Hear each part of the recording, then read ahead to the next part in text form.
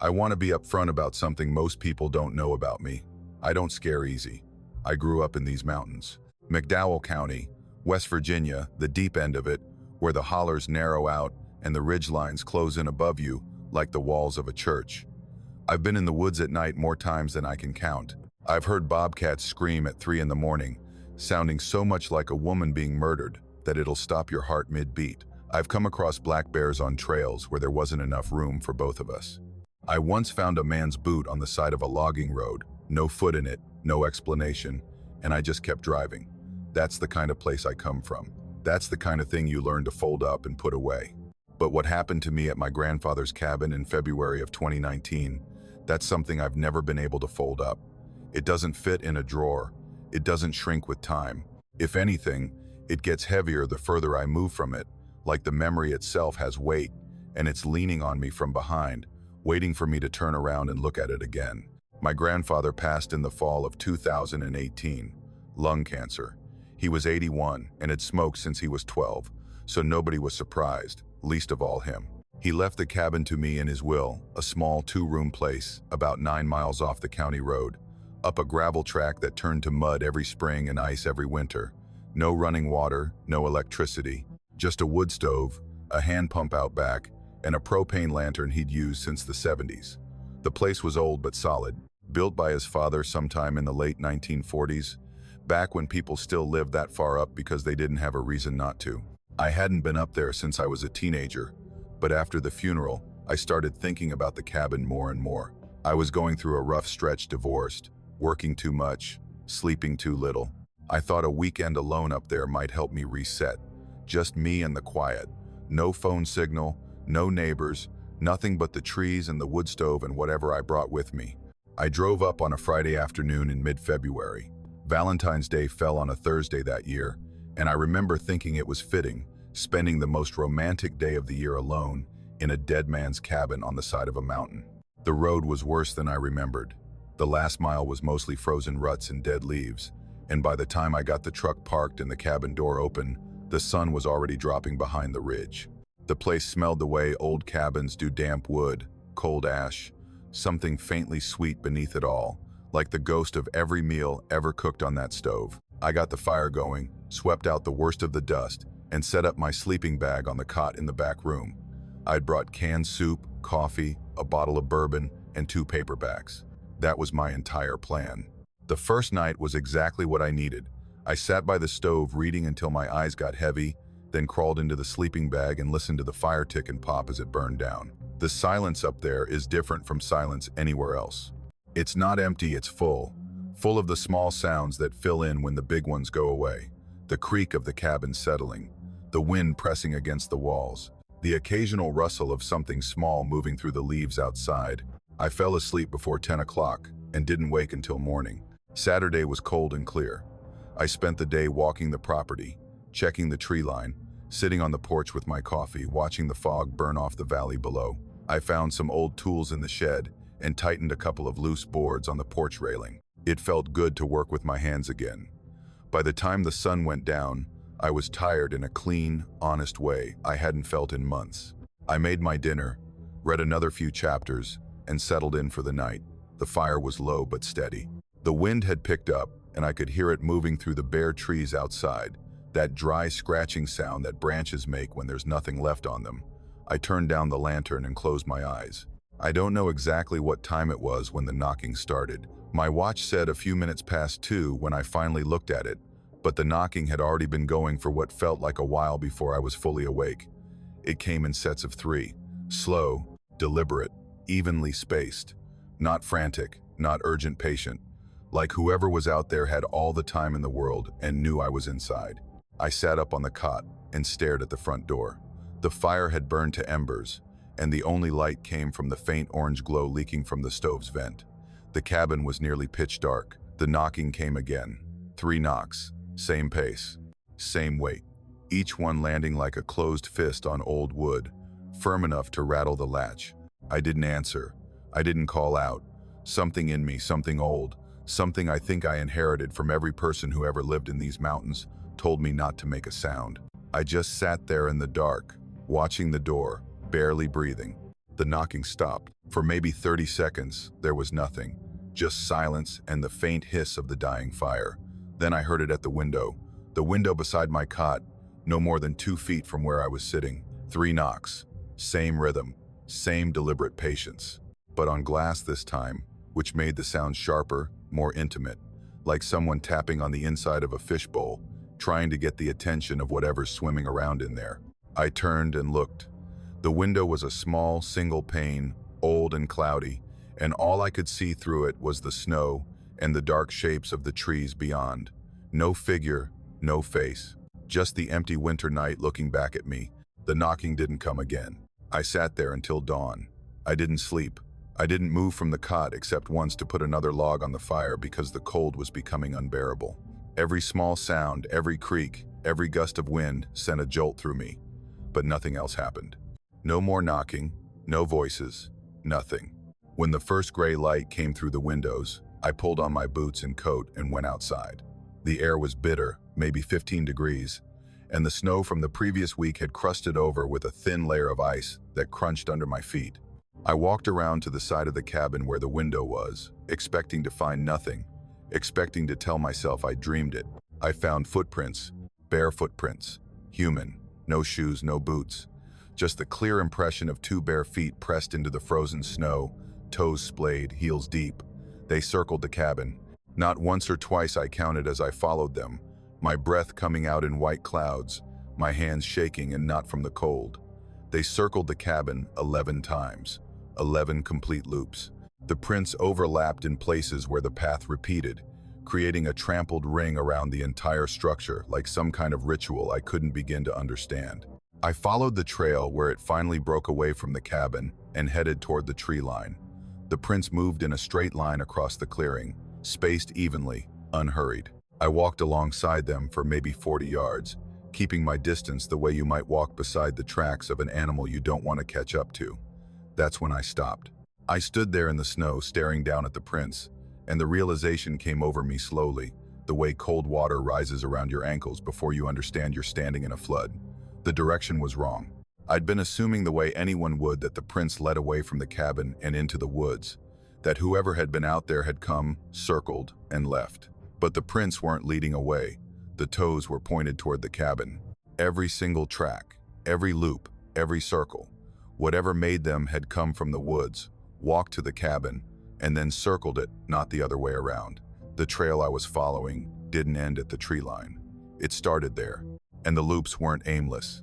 Each circuit was slightly tighter than the last. The first loop was maybe 20 feet from the walls. The second was 18, the third, 15. By the 11th, the prints were right against the foundation, close enough to touch the siding, like something tightening a noose. I followed the final set of prints, the tightest loop around the back of the cabin, my pulse hammering so hard I could feel it in my teeth. The trail ended at the crawlspace vent, a small rectangular opening near the base of the foundation, covered by a metal grate that was supposed to be screwed into the frame. The grate was lying on the ground. It hadn't fallen off. The screws were still in it, pulled clean from the wood, from the outside. I looked at the dark opening and I felt something I hadn't felt since I was a child, a fear so total and so absolute that it shut down every rational thought in my head. I didn't crouch down to look inside. I didn't call out. I didn't do any of the things a reasonable person might do. I turned around, walked straight to my truck, and started throwing my things in the bed. I didn't pack. I didn't fold anything. I didn't even go back inside for my books. I just tossed what I could reach through the front door and left. The drive down the mountain took 20 minutes but felt like an hour. I kept checking the rearview mirror, and I don't know what I expected to see. I kept the windows up and the heat on full, and by the time I hit the paved road I was shaking so badly I had to pull over and sit with my hands on the steering wheel until my breathing slowed down. I didn't go back. Not that weekend, not the next. I called a real estate agent in March and listed the property for well below what it was worth. I didn't care. I wanted it gone. The agent asked if there was anything she should know about the cabin, any issues, any history. I told her no. I told her it just wasn't for me anymore. It sold in April to a couple from Roanoke, a young pair looking for a weekend project, something rustic they could fix up together. I signed the papers, took the money, and told myself I was done thinking about it. Then the phone call came. It was a Sunday evening in late March of the following year, almost exactly 13 months after that night. The woman, the new owner, called me from a number I didn't recognize. She was polite, but clearly unsettled. She said they'd been doing some work on the cabin, reinforcing the floor, and when they pulled up a section of the old boards, they noticed something. The underside of the floor joists, the thick beams that held the whole cabin up, were covered in scratches. Deep ones. Dozens and dozens of them, scored into the wood in long, ragged lines, like something had been clawing at the underside of the floor from below. Some of the scratches, she said, were in clusters, groups of 5, spaced like fingers. She asked me if I knew anything about it, if there'd been an animal problem, if maybe a raccoon or a possum had gotten into the crawl space at some point. I told her I didn't know. I told her it was probably nothing. And then I hung up and I sat in my kitchen and stared at the wall until the room got dark around me. I've thought about it every day since. Not the knocking that I can almost explain away, almost file under wind or branches or some drunk wandering through the mountains in the cold. It's the footprints that won't leave me, the tightening circles, the crawl space vent pulled open from the outside, the scratches under the floor. Because the thing I can't stop calculating, the thing that wakes me up at 3 in the morning and keeps me staring at the ceiling, is the timeline. Whatever was out there circled that cabin 11 times, barefoot in the snow. Then it pulled the grate off the crawl space and went under the cabin. And then the knocking started, which means it wasn't knocking on the door from the porch. It wasn't tapping on the window from outside. It was already beneath me. It was knocking from below. And when I lay there in the dark, holding my breath, telling myself not to make a sound, it was right there, inches beneath the floorboards, close enough to hear my heartbeat, close enough to reach up through the cracks if the wood had been just a little thinner, a little older, a little weaker. I think about those scratches on the joists. I think about those clusters of 5. I think about what kind of hands leave marks like that in solid wood. And I think about the 11 circles, each one tighter, each one closer, like whatever it was had to work up to it, like it was building its nerve. I don't go to the mountains in February anymore. I don't go to cabins. I don't sleep on the ground floor of any building if I can help it. And some nights, when the house is quiet and the wind picks up outside, I swear I can hear it. 3 slow knocks, coming from somewhere below. Toward her, my boots crunching on the gravel, my breath hanging in front of me in pale clouds that the fog absorbed immediately. I stopped about 5 feet behind her and said it again. "Ma'am, are you okay? Do you need me to call someone?" That's when I noticed her feet. They were bare, as I'd seen from the truck, but up close they looked wrong. The skin was dark, not dirty, not shadowed. Dark in the way that skin gets when the blood beneath it has stopped moving. A deep blue-black, mottled and waxy, planted flat in a shallow puddle of ice water that had pooled in a depression on the shoulder. She'd been standing there long enough for the rain to collect around her feet, long enough for the water to partially freeze at the edges of the puddle, forming a thin crust of ice that her ankles broke through. I don't know how long a person would have to stand barefoot in freezing rain for their feet to look like that. Hours at least, maybe longer. The thought made my stomach clench. "Ma'am," I said, more firmly this time. I reached out and touched her shoulder. She was cold. Not cold like a person who's been outside too long. Cold like the ground. Cold like the rain itself. Like there was no warmth left in her to lose. She turned slowly. Not startled, not reactive. Just a smooth, mechanical rotation of her upper body, as if my touch had activated something. Her face was pale and drawn tight against the bone, her lips slightly parted, tinted a shade of gray that I'd never seen on a living person. Her eyes were open, wide open, but they weren't looking at me. They were looking through me, fixed on some middle distance behind my head, focused on something I couldn't see and wouldn't want to. She spoke, one sentence, clear and calm, with no tremor, no urgency, no emotion of any kind. Her voice sounded like it was coming from the bottom of a well. "He told me to wait here." That was it. 5 words. She said them, and then she went quiet, and her eyes drifted back toward the tree line, and she turned away from me as slowly as she'd turned toward me, and she was facing the woods again as if I'd never been there at all. I stood there in the rain, my hand still half raised from where I'd touched her shoulder, and I felt something I can only describe as a deep, cellular wrongness. Like every part of my body was telling me to leave. Not to help, not to call out again, not to try to bring her to the truck, just to leave. to get back in the cab and drive and not look in the mirror. But I couldn't do that. I couldn't leave a barefoot woman standing in freezing rain on a dark road in the middle of nowhere. Whatever was wrong with her, hypothermia, a mental break, drugs, I didn't know she was going to die if someone didn't get her out of the cold. I didn't have cell signal. I hadn't had signal since I turned onto Route 9. The nearest place with a phone was the gas station at the Brenton Junction, about 4 miles east. I told her I was going to get help. She didn't respond. I said it again, louder, nothing. She just stood there, facing the trees, the rain running off her like she was made of stone. I drove to the gas station faster than I should have on those roads. The clerk was half asleep behind the counter and looked at me like I was out of my mind when I told him I needed to use the phone. I called 911 and told the dispatcher what I'd seen: the woman, the nightgown, the bare feet, the stretch of Route 9 about 2 miles west of the Brenton Junction. The dispatcher said they'd send someone. I bought a coffee and waited. About 20 minutes later, a sheriff's deputy pulled into the lot and came inside. He was an older man, mid-50s maybe, with a weathered face and a calm that felt practiced, like he'd been to enough strange calls that nothing surprised him anymore.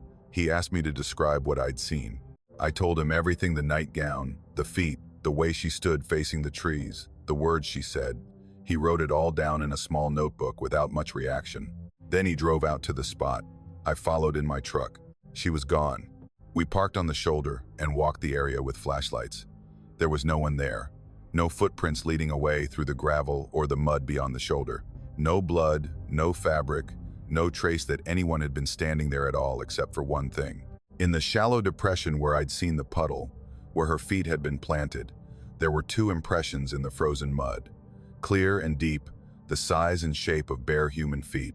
The puddle had iced over completely around them, locking the prints in place like a mold. The deputy crouched down and looked at them for a long time. Then he stood up, clicked off his flashlight, and looked at me with an expression I couldn't read. "You're not the first person to call this in," he said. I asked him what he meant. He told me that over the course of that winter, starting in late November, they'd received 3 other calls about a woman matching the exact same description on the exact same stretch of road. A thin white nightgown, bare feet, standing on the shoulder facing the tree line. Each caller described the same thing. She wouldn't respond. She appeared to be severely hypothermic, and when they went to get help and came back, she was gone. No trace, no footprints. Just the impressions of her feet frozen into whatever surface she'd been standing on. I asked if they'd identified her. He shook his head. I asked if they had any idea who she might be: a patient from a facility, a missing person, anyone. He shook his head again. Then he said something that I have turned over in my mind every single night since. He said it quietly, almost like he was talking to himself, like he'd forgotten I was standing there. The first report we have on file is from February of 1987. I stared at him. He didn't elaborate. He just put his notebook in his pocket, told me to drive safe, and walk back to his cruiser. I watched his taillights disappear into the fog, and then I stood there, alone on the shoulder of Route 9 inches, the freezing rain, looking at the 2 bare footprints frozen into the mud, and I felt the cold settle into me in a way that had nothing to do with the weather. That was 32 years before my call. 32 years of someone or something standing on that road in February, barefoot, in a nightgown, facing the trees, waiting for whoever told her to wait there. I still drive Route 9 on my way home from the mill. I don't have much choice. The alternative adds almost an hour to the commute, and I can't justify that 5 nights a week. But I drive it differently now. I drive it with my eyes locked straight ahead, my hands tight on the wheel, my gaze fixed on the center line. I don't look at the shoulders. I don't slow down for shapes in the fog. I don't pull over. Because the thing that scares me most isn't the woman. It's what she said. He told me to wait here. Not something told her. Not a voice, not a feeling, not a compulsion. He, a specific person. Someone she knew, or someone she trusted, or someone she feared enough to obey. Someone who told her to stand on the side of that road in the dead of winter, barefoot in the rain, and wait. And she did. For 32 years, at least. I think about who he might be. I think about what kind of hold a person or a thing would have to have over someone to make them stand in the cold until their feet turned black, until the rain pooled and froze around them, until they became more a part of the landscape than a person in it. I think about whether she's in pain, I think about whether she knows she's there. I think about whether she's still waiting right now, tonight, in the dark, in the fog, in the place where the road bends and the trees lean in close, her face turned toward the woods, her lips moving around words no one will ever hear clearly. And I think about the worst possibility of all, the one that sits in my chest like a stone and won't dissolve no matter how many times I tell myself it's impossible. That whoever told her to wait there is still out in those woods. That he's been there the whole time. That she's not waiting for someone to come. She's waiting for someone to follow her in. I drive a little faster through that stretch now, and I never ever look at the tree line. My cousin Dale and I grew up less than a mile apart in a hollow so deep and narrow that the sun didn't hit the valley floor until almost 10 in the morning, and by 3 in the afternoon it was already sliding behind the western ridge. Mingo County, West Virginia, the part of it that doesn't show up on most maps and doesn't want to. Dale's family had been on that land for 4 generations. His great-grandfather had built the original house, a rough-hewn thing that had been added onto so many times over the decades that it looked like it had grown out of the hillside rather than been placed there. My family lived just down the road, close enough that I could walk to Dale's place through the woods in 15 minutes if I cut through the laurel thicket behind the old tobacco barn. We were close the way cousins are when there aren't many other kids around. We hunted together, fished together, got in trouble together. By the time we were teenagers, we knew every ridge, every drainage, every deer trail, and old logging road within 5 miles of the house. The mountains were ours in the way that only matters when you're young and don't yet understand that the mountains don't belong to anyone. The creek was our favorite spot. It didn't have a name, none of the creeks that far back did. Not officially, but Dale's father called it Twist Creek because of the way it bent sharply around a sandstone outcrop about 4 miles in, before straightening out and running deep and slow through a stand of old hemlocks. The fishing was good there in the warmer months. Brookies mostly, nothing big, but enough to keep 2 boys busy for an afternoon. The real draw, though, wasn't the fish. It was the distance. 6 miles into the hollow, the world went quiet in a way that felt deliberate, like everything had agreed to leave you alone for a while.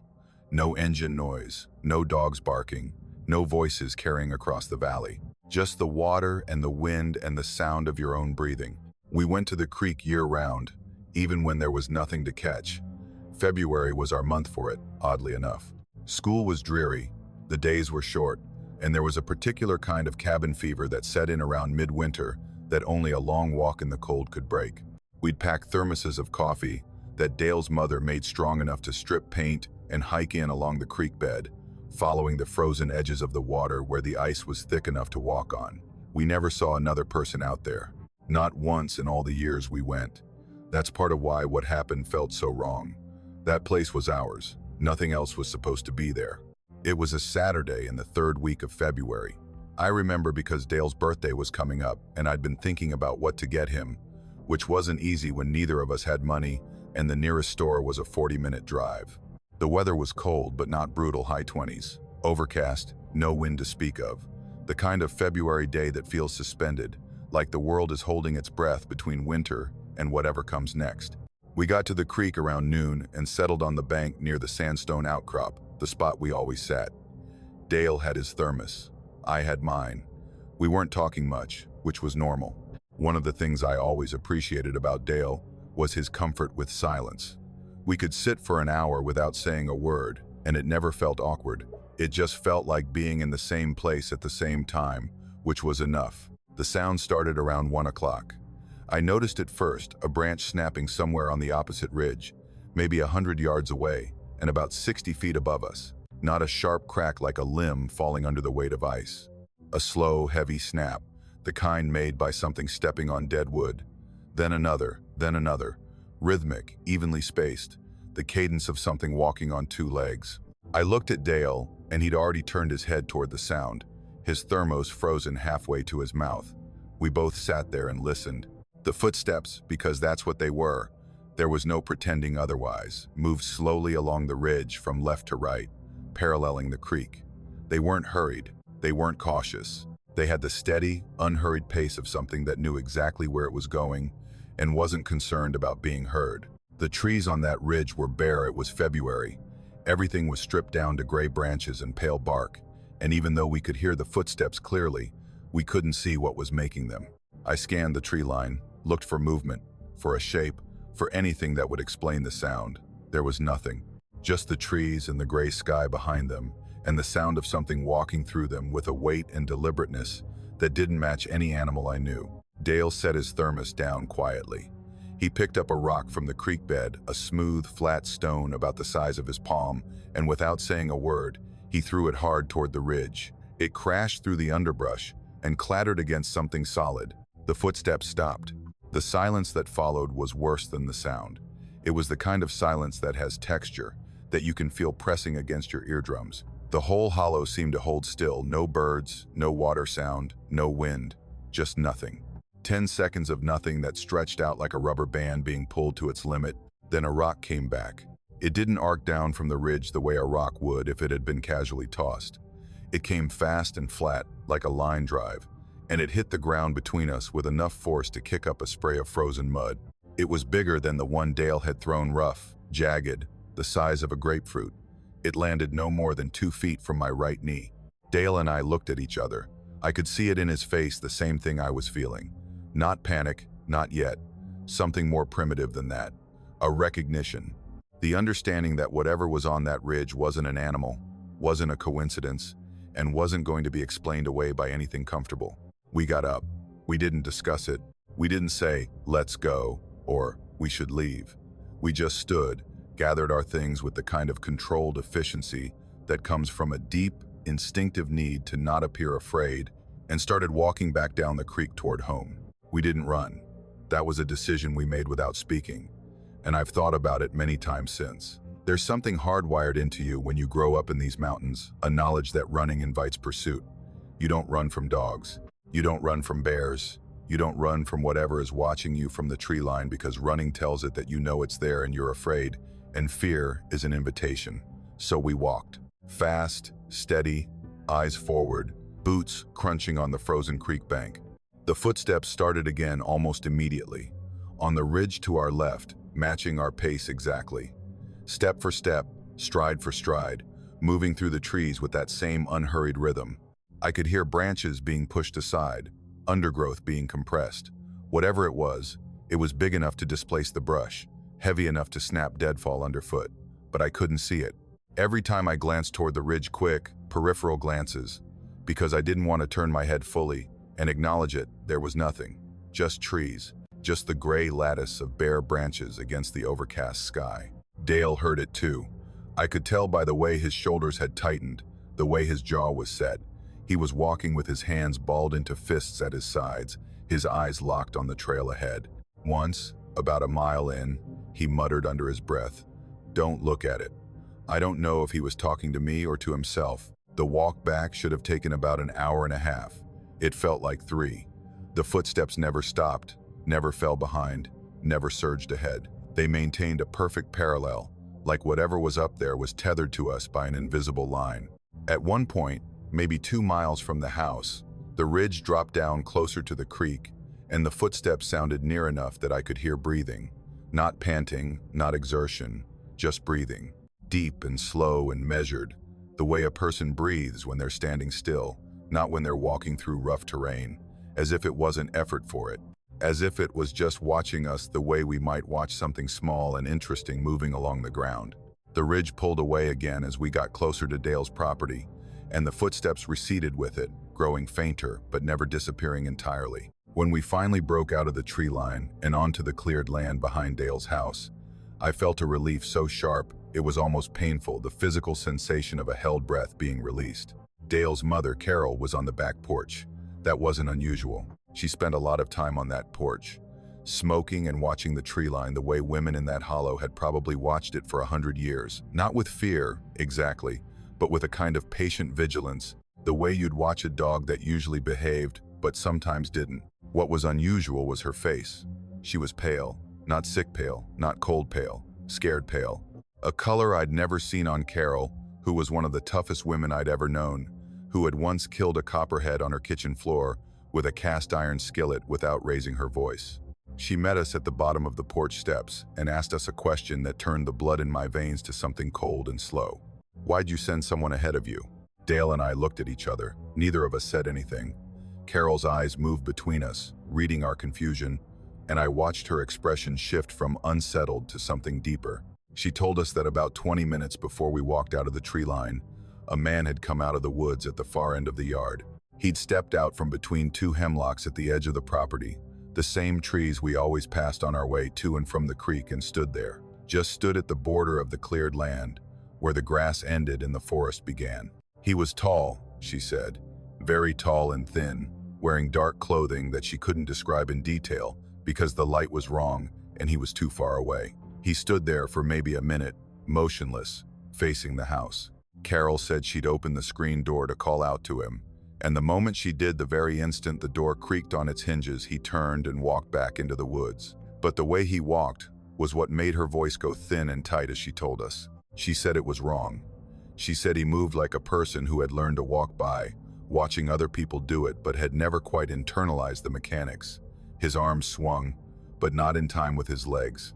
His stride was too long for his pace, like his body was operating on two different rhythms that didn't sync up. She said it looked like a marionette being worked by someone who was almost good at it, but not quite. Close enough to pass at a distance, wrong enough to make your skin crawl up close.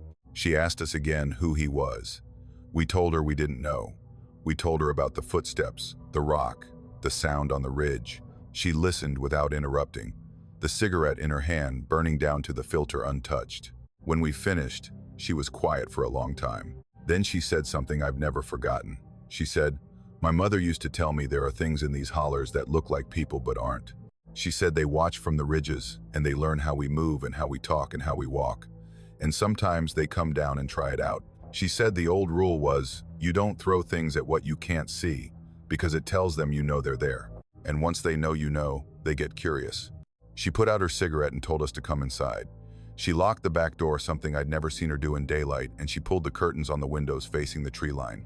We ate dinner in the kitchen with the radio on, and nobody mentioned it again that night. Dale and I never went back to that creek. We didn't make a pact about it or have a conversation. We just stopped going. The way you stop touching a stove burner after the first time it burns you, not because someone tells you to, but because your body has already made the decision for you. I moved out of the hollow 2 years later, got a job in Beckley and an apartment that was closer to the road than to the woods. Dale stayed. He still lives in that house. I asked him once, years later, over the phone, if anything like that ever happened again. He was quiet for a beat too long, and then he said, "I don't go past the barn anymore after dark." He didn't explain what that meant, and I didn't ask. But sometimes, in that space between waking and sleeping, I see it the way Carol must have seen it. A tall, thin figure, stepping out of the tree line with that wrong walk, those unsynchronized limbs, standing at the edge of the yard like it was testing a boundary, like it was deciding whether to cross. And the thing that keeps me awake, the thing I keep coming back to after all these years, isn't the footsteps on the ridge or the rock that came flying back at us, or even the breathing I heard when the ridge came close. It's the timing. Carol said the man walked out of the woods 20 minutes before we got home. That means whatever was following us on the ridge wasn't just keeping pace with us. At some point, it had moved ahead. It had outrun us without us hearing it change speed, had come down off the ridge, and had arrived at the house before we did. It had stood in the yard, in the open, in the daylight, and looked at the house where we were going. It knew where we lived. It had always known. It was never following us to the creek. It was following us home. The cabin was Marcus's idea. He found it on one of those rental-by-owner websites, the kind where people list hunting shacks and fishing camps that are too remote or too rough for the mainstream platforms. He sent me the listing with a text that said, 5 nights, $200 total, you in? And I said yes before I even looked at the pictures. $200 for a week in the mountains in early February. I didn't care what it looked like. I was 3 months out of a job I'd hated for 4 years, burning through savings, and the idea of disappearing into the West Virginia backcountry for a few days felt like the only thing that made sense. Marcus and I had been friends since college. He was the kind of person who could talk to anyone, sleep anywhere, and find something to laugh about in situations that would make most people miserable. He was steady, grounded. I mention that because it matters later, because what happened to Marcus in that cabin wasn't something that happens to people like him. It was something that happened to him despite who he was, and that's what makes it so hard to explain. We drove up on a Sunday afternoon in the first week of February. The directions the owner had emailed were vague: turn off the county road at the leaning mailbox, follow the gravel for 3 miles, bear left at the split, keep going until you see it. The last mile was barely a road at all, just 2 tire ruts carved through the mud with weeds growing up the center strip. The trees closed in tight on both sides, bare branches interlocking overhead like the ribs of something long dead. By the time we reached the cabin, the afternoon light had gone flat and gray, and the place sat in a small clearing that felt more like a gap in the forest's attention than a deliberate opening. The cabin itself was about what you'd expect for $200. 1 story, maybe 600 square feet, with a covered porch that sagged on one end and a tin roof streaked with rust. Inside, there was a main room with a wood stove, a small kitchen area along the back wall, and a side room with 2 cots pushed against opposite walls. The furniture was mismatched: a folding table, 2 metal chairs, a plywood counter. Everything was functional, nothing was comfortable, and the whole place had that feeling of being used but not cared for, like a tool that gets put away wet. But the smell was the first thing I noticed. Before the sagging porch, before the rust, before any of it. The moment I opened the truck door, I caught it faint, metallic, like copper pennies or wet iron. The kind of smell that sits at the back of your throat and stays there. It got stronger inside. Not overwhelming, not rotten, just persistent. A thin, mineral presence that seemed to bleed from the walls themselves, as if the wood had absorbed something a long time ago and was slowly exhaling it. Marcus noticed it too. He wrinkled his nose and said it was probably the plumbing. The cabin had a hand pump in the kitchen connected to a well, and old wells sometimes threw off a sulfur or iron smell. Or maybe a mouse had died in the walls, he said. It happens. We opened the windows for an hour to air the place out. The smell faded to a background hum, something you could ignore if you weren't thinking about it. We unpacked, got the wood stove going, and settled in. The first 2 days were good, better than good. We hiked ridgelines, cooked canned chili on the wood stove, played cards by lantern light until our eyes got heavy. The weather was cold but dry, and the woods around the cabin were beautiful in that stark, skeletal way that February forests are: all contrast, all bone, the architecture of the trees laid bare against the white sky. We didn't see another person. We didn't hear another engine. It was exactly what I'd needed, and by the second night I was sleeping deeper than I had in months. The third night is when it started. I woke up sometime after 3. Not gradually all at once, the way you wake up when something is wrong but you don't know what yet. The wood stove had burned low, and the cabin was cold enough that I could see my breath. The lantern was out. The only light came from the embers glowing behind the stove grate, casting a dim orange wash across the floor that didn't reach the walls. I looked over at Marcus's cot. It was empty. The sleeping bag was pushed back, and the cot was still holding the impression of his body. The fabric creased where his weight had been. I sat up and listened. The cabin was quiet, no wind, no creaking, no animal sounds outside. Just the faint tick of the stove cooling and something else, a presence, the feeling of someone standing nearby in the dark, occupying space, displacing air. I found him in the kitchen. He was standing at the counter with his back to me, facing the wall, perfectly still. His arms were at his sides, his feet bare on the cold floor, his head tilted slightly forward as if he were reading something written on the wall at eye level. He was wearing the same t-shirt and shorts he'd gone to bed in. "Marcus," I said. Nothing. No movement, no acknowledgement. He stood there like a photograph of himself. "Marcus," louder this time. Still nothing. I could see his back rising and falling with slow, even breaths. So he was alive. He was breathing, but he wasn't there. Not in the way that mattered. "Marcus," I was almost shouting now, and the sound of my own voice in that small, dark cabin startled me more than his silence. He flinched, his shoulders twitched, and then he turned around slowly, blinking, his face slack with confusion. He looked at me the way you look at someone when you've just been pulled out of deep water, disoriented, gasping for context. "What?" he said. His voice was hoarse, like he hadn't used it in hours. "You were standing in the kitchen," I said. "Just standing there, facing the wall." He looked around, looked down at his bare feet on the cold floor, looked back at me. I don't remember getting up." He rubbed his face with both hands. "I was asleep. I was just asleep." He said it twice, like he was trying to convince himself. We went back to bed. Marcus fell asleep within minutes, but I lay there for a long time, staring at the ceiling, listening to the cabin settle around me. The copper smell seemed stronger in the dark. It came in waves, like breathing. In the morning, I found the scratches. They were on the inside of the front door, down low, about 2 feet from the floor. Deep gouges in the soft wood, 5 parallel lines scored into the surface, each one maybe 4 inches long. They hadn't been there before, I was sure of it, because I'd leaned against that door the previous evening while Marcus dealt cards, and I would have felt them against my back. They were fresh. The wood inside the grooves was pale and raw, not yet darkened by air. I showed Marcus. He stared at them with an expression I couldn't read, not fear, not confusion, something more like recognition, like he was seeing something he'd expected but hoped wouldn't be there. He touched the grooves with his fingertips and didn't say anything. That's when I looked at his hands. His fingernails, normally clean, he was meticulous about things like that, were packed with dirt, not surface grime. Deep, dark material wedged under each nail, the kind of thing you'd see on someone who'd been digging in soil with their bare hands, or clawing at wood. I didn't say anything about it. I don't know why.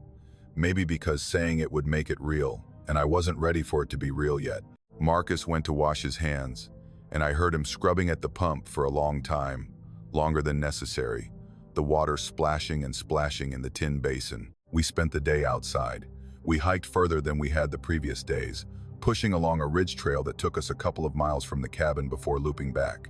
We talked about normal things: football, a mutual friend's wedding, whether Marcus should take a job offer he'd been sitting on. We didn't talk about the night before. The scratches on the door sat between us like a third person at the table, present and unacknowledged. That evening, I made a decision. I wasn't going to sleep. I was going to stay awake and watch. If Marcus got up again, I wanted to see it happen from the beginning. I wanted to understand what I was dealing with before deciding what to do about it. We turned in around 10. Marcus read for a while by flashlight, then clicked it off and rolled over. I lay on my cot with my eyes open, breathing slowly, counting the minutes by the rhythm of the stove's ticking. The copper smell was back, thicker now, almost sweet at the edges, like something organic was breaking down beneath the mineral sharpness. I breathed through my mouth and watched the dark. The hours crawled. Midnight, 1, 2. The cabin contracted in the cold, popping and groaning like an old man's joints. Outside, an owl called once from somewhere far away and didn't call again. Marcus slept soundly, his breathing deep and regular, the sleep of someone with nothing on his conscience. I started to doubt myself. Maybe the kitchen thing had been ordinary sleepwalking. Maybe the scratches had been there all along and I'd missed them. Maybe I was manufacturing a crisis because my life felt so out of control that I needed one I could point to and say, "There, that's the problem." Atria, 15 Marcus sat up.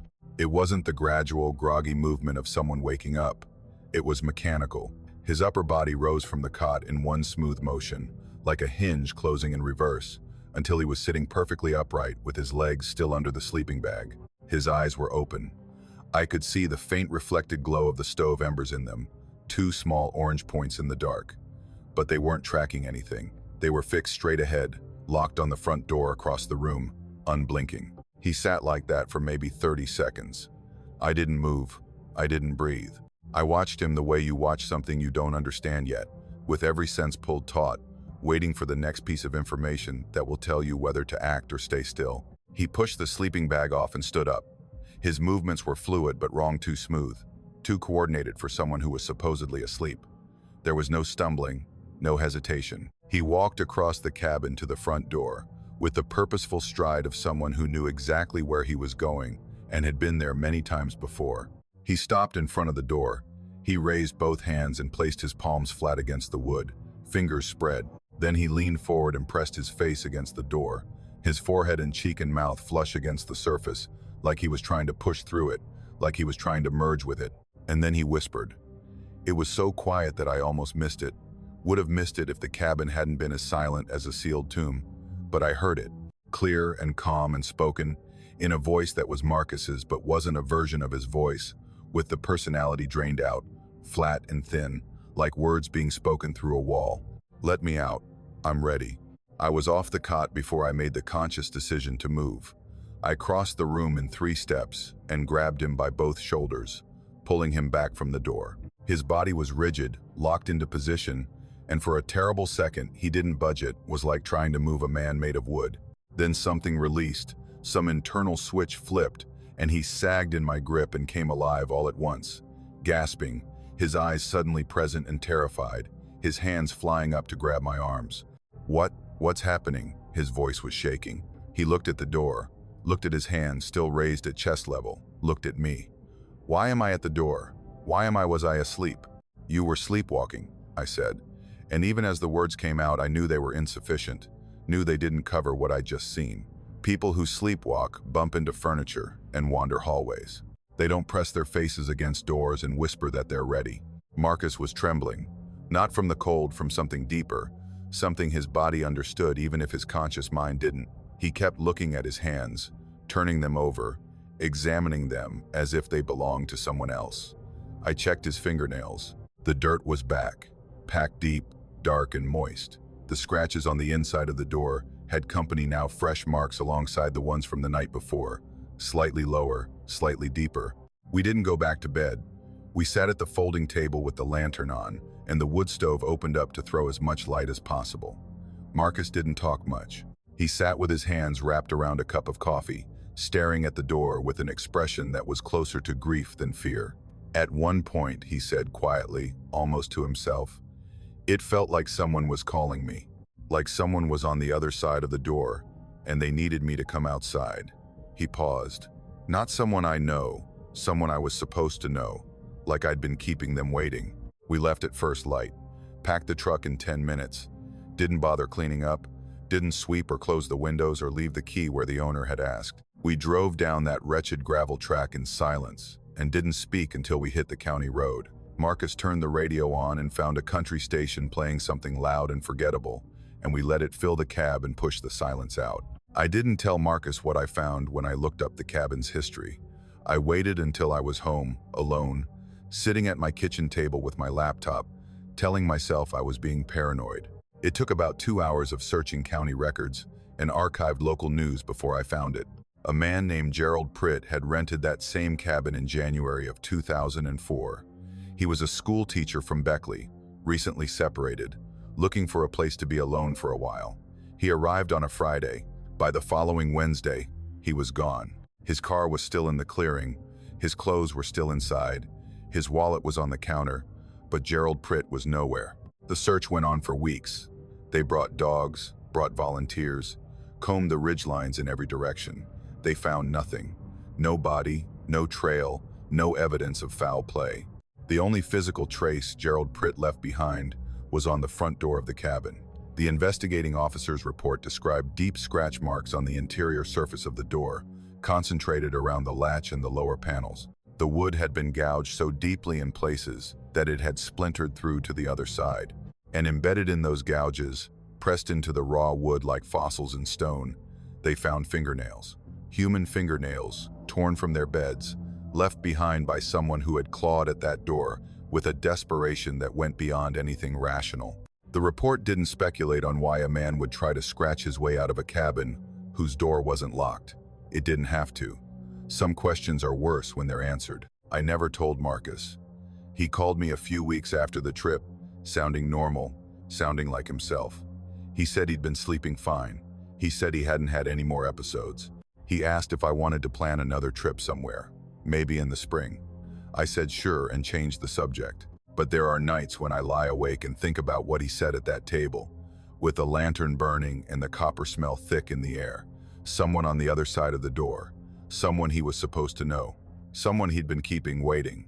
And I think about Gerald Pritt, alone in that cabin 13 years before us, clawing at a door that wasn't locked, trying to get out or trying to get to whatever was calling him from the other side. I think about whether he finally opened it, whether he walked out into the dark and the trees, barefoot and glassy-eyed, following a voice only he could hear towards something he was ready for but shouldn't have been.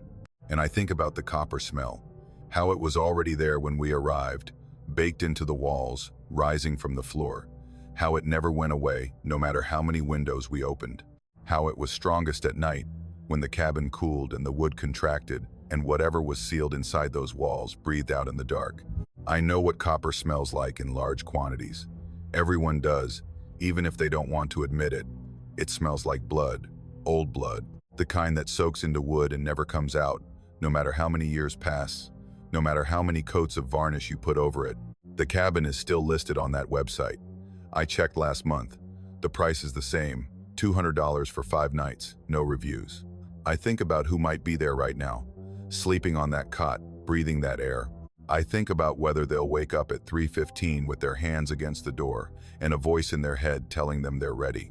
And I think about what happens to the ones who actually open it. I've been carrying mail in Randolph County, West Virginia, for 11 years. Rural route, which means I'm not walking a sidewalk in town dropping letters through slots. I'm driving a right-hand drive Jeep Cherokee along 40 miles of mountain roads, some paved, most not, delivering to mailboxes that are nailed to fence posts and leaning trees and, in one case, bolted to the rusted frame of a tractor that hasn't moved since the Johnson administration. The route covers 3 hollers, 2 ridgelines, and a stretch of river valley that floods every spring like clockwork.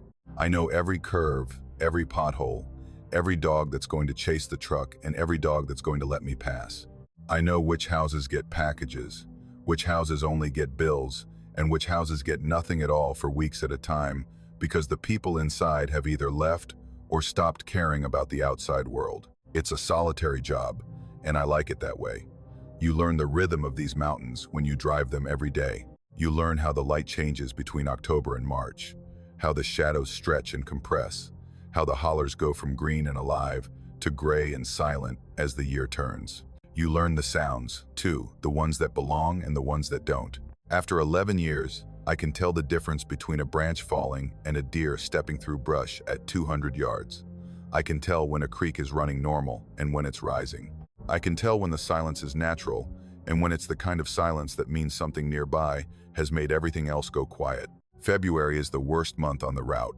It's not the coldest. January holds that title, but it's the most oppressive. The days are short and gray, the roads are perpetually glazed with black ice, and the fog comes in off the river valley and sits in the hollers like something that's moved in and isn't planning to leave. Some mornings, it's so thick that I can't see the mailbox until I'm right on top of it. I drive with my hazards on and my window cracked so I can listen for oncoming traffic, because headlights are useless when the air itself has turned to milk. The old-timers around here call February the dead month, not because of the cold, because of how still everything gets. Like the mountains are holding something in their lungs and waiting to see if it's going to pass. The stretch of road where it happened is called Dalton Run, though I doubt you'd find that name on any official map.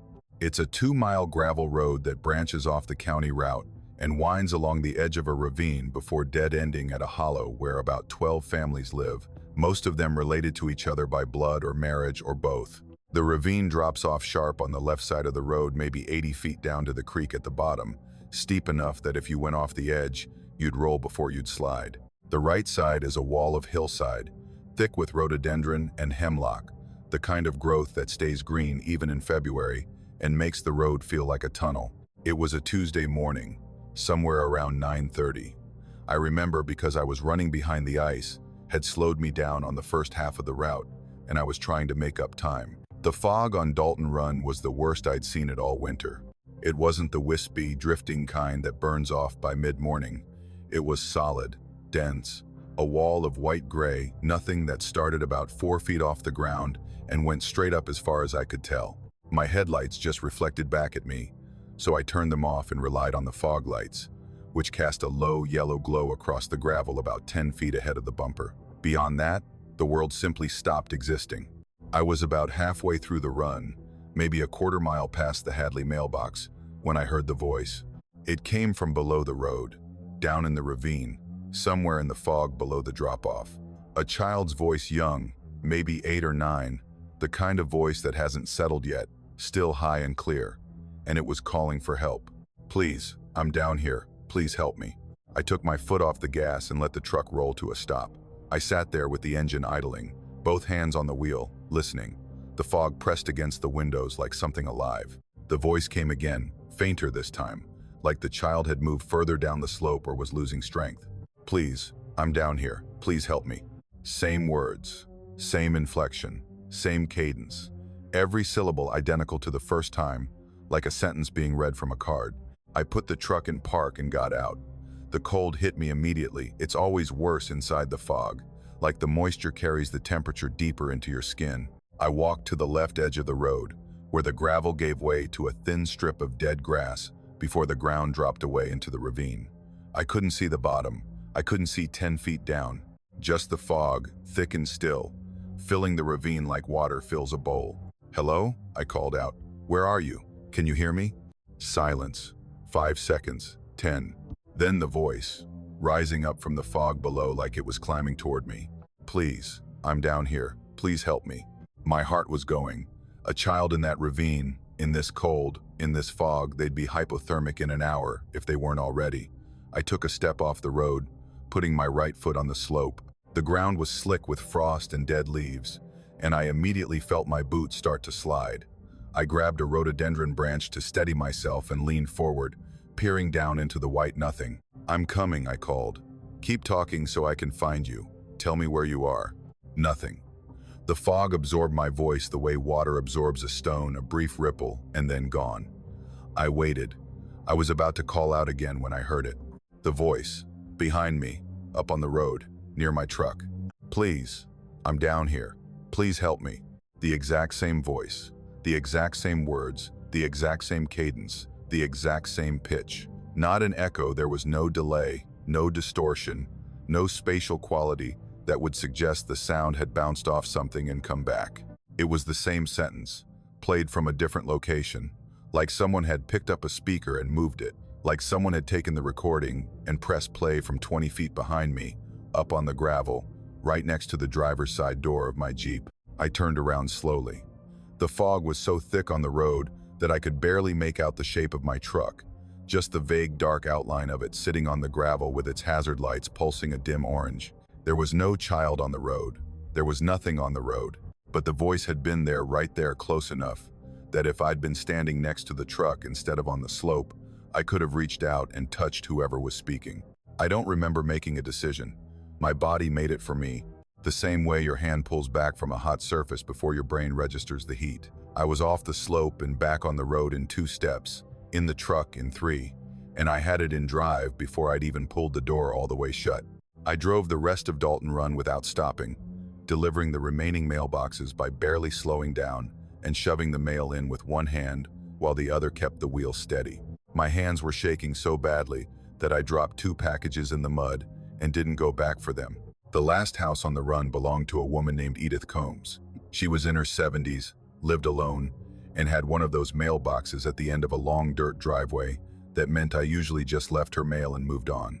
But that morning, I needed a phone. Cell signal was non-existent on Dalton.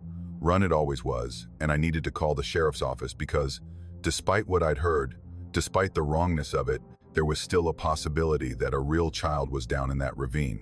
I couldn't live with myself if I drove away and a kid died because I got spooked by fog. Edith was on her porch when I pulled up, which surprised me. She wasn't the type to sit outside in February. She was wrapped in a heavy coat with a wool scarf pulled up to her chin, sitting in a metal rocking chair with a mug of something steaming in her hands, and she was watching me in a way that made me feel like she'd been expecting me. I told her what I'd heard. I asked to use her phone. She listened without interrupting, her eyes steady on my face, her expression unreadable. When I finished, she didn't say anything for a long moment. Then she set her mug down on the porch railing and said very calmly, "You didn't go down the slope, did you?" I told her I'd taken 1 step down but came back when I heard the voice behind me. She nodded slowly, and something in her face loosened, not quite relief, but close to it. The way you look when someone tells you they almost stepped on a snake but saw it in time. She let me use her phone. I called the sheriff's office and told the dispatcher what I'd heard. They said they'd send someone to check the ravine.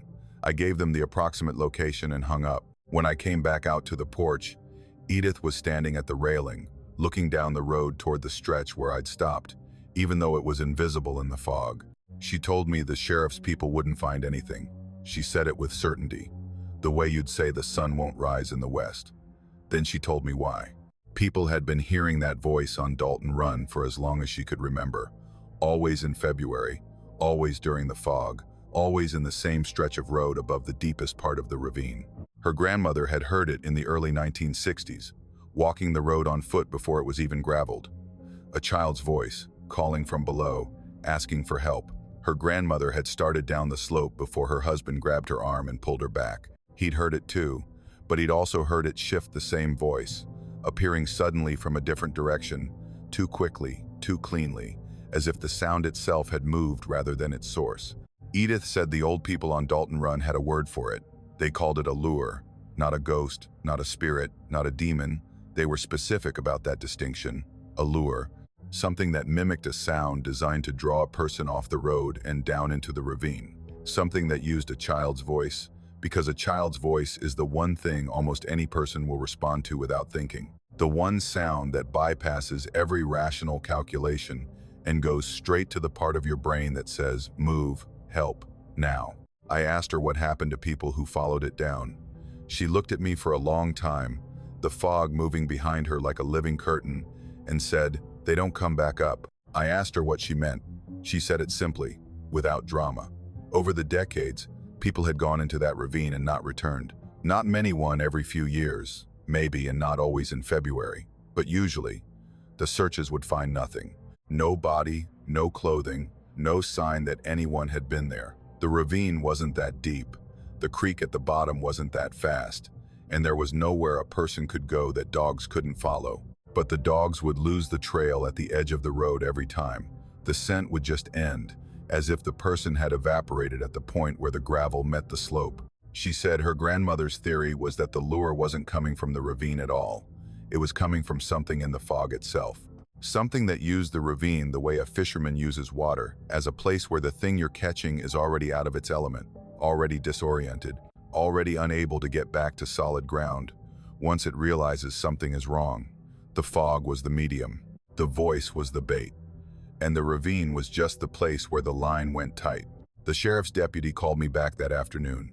They'd searched the ravine for 2 hours. No child, no tracks, no sign of anyone. He asked if I was sure about what I'd heard. I told him I was. He made a note and closed the report. I still drive Dalton Run every day. I don't have a choice. Those 12 families need their mail, and I'm the only carrier on the route. But I drive it differently in February now. I keep the windows up. I keep the radio on, louder than I'd normally want it. And when the fog comes in thick and the ravine disappears into white silence on my left, I do not slow down. There was one morning, about 3 weeks after that first time, when I almost broke my own rule. The fog was back, dense as cotton, and I was passing through the same stretch when I heard it again. The same voice, the same words, the same pleading cadence. "Please, I'm down here. Please help me." It came from below the road, faint and desperate, and every instinct I had told me to stop, to get out, to help. But then I heard something I hadn't heard the first time. Something I might have heard if I'd stayed longer, if I'd taken another step down the slope, if I'd committed to the descent instead of turning back. Underneath the child's voice, barely audible, like a sound playing on a second track just below the volume of the first, I heard breathing. Slow, deep, deliberate breathing that had nothing to do with a child. It was the breathing of something large and patient, something that was listening just as hard as I was, something that was waiting in the fog with its mouth open, using a voice that didn't belong to it to say words it didn't understand. I pressed the gas and didn't let up until I was off Dalton Run entirely. Edith Combs passed away last November. Heart failure, peaceful, in her sleep. I delivered her mail for 11 years, and in all that time, she only mentioned the voice to me twice that first morning, and once more, the following February, when she stopped me at her mailbox and asked, quietly, if I'd heard it again. I told her I had. She nodded and said, "Don't ever answer it with your name. That's what my grandmother said. Whatever you do, don't let it know your name." I didn't ask why. Some things you don't need explained. Some instructions make more sense the less you understand them, because understanding would require you to accept a reality that the daylight part of your mind isn't built to hold. February is here again, the fog is back, and yesterday morning, on Dalton Run, about halfway through the stretch above the ravine, I heard the voice. Same words, same child, same desperate plea rising out of the white nothing below the road. But this time, there was a difference, a small one that made me grip the steering wheel until my knuckles went white and my vision blurred at the edges. This time, the voice used my name. The three of us had been planning the trip since October. Me, Kyle, and Nate, friends since high school, all in our early 30s now, all reaching that point in life where the thing you need most is the thing you can least afford, which is time away from everything. Kyle was a paramedic in Charleston. Nate managed a hardware store in Lewisburg. I drove a delivery truck for a food distributor, running cases of frozen chicken and canned vegetables to restaurants across 3 counties.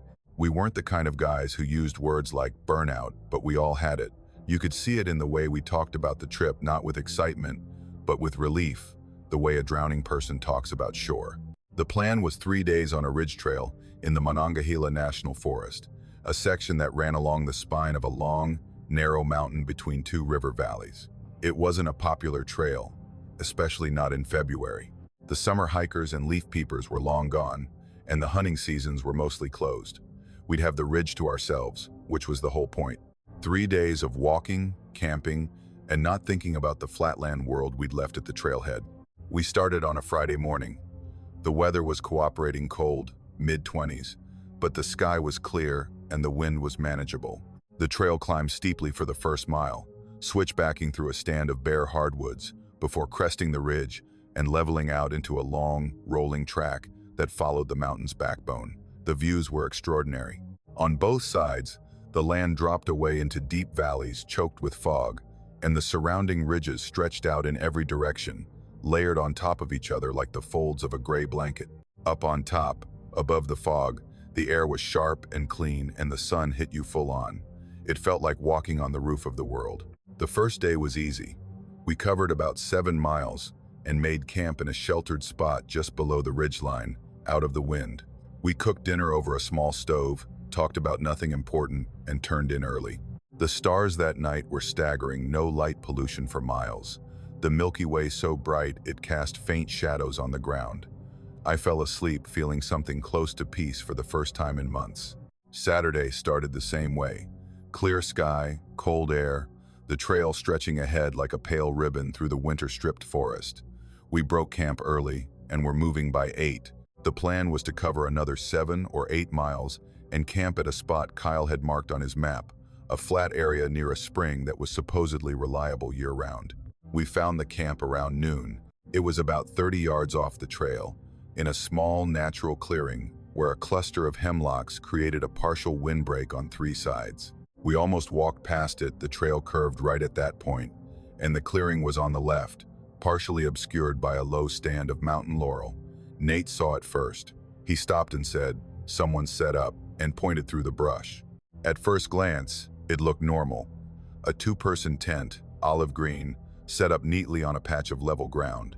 A folding camp chair positioned beside a ring of stones that served as a fire pit, though there was no fire, and the ash inside the ring looked cold. A small propane stove sat on a flat rock near the chair, and on top of the stove was a pot of water. Standard camp setup. Nothing unusual, nothing alarming. Except the stove was on. We could hear it, a low, steady hiss, the sound of propane feeding a flame turned down to its minimum. The blue ring of fire under the pot was barely visible in the daylight, but it was there. The water in the pot was warm, not boiling, not simmering, just warm to the touch, which meant someone had lit the stove, put on water, and then left before it reached a boil. Or someone had lit the stove a long time ago and the water had boiled, cooled, and was now being kept at a tepid hold by the low flame. Either way, someone had been here recently enough to start a fire, and they hadn't come back to use it. "Hello?" Kyle called out. His voice carried through the clearing and into the trees beyond, flat and echoless, absorbed by the cold air. "Anyone here?" Nothing. No response. No movement. No sound except the hiss of the stove and the faint creak of branches overhead. We looked at each other. The same thought was passing between all 3 of us. Without anyone saying it, this was someone's camp. They'd stepped away. They'd be back any minute. People leave camp all the time. They go to filter water, to use the bathroom, to stretch their legs. It didn't have to mean anything. But something about it felt wrong. Not wrong in a dramatic way. Not the kind of wrong that makes you grab a weapon or run.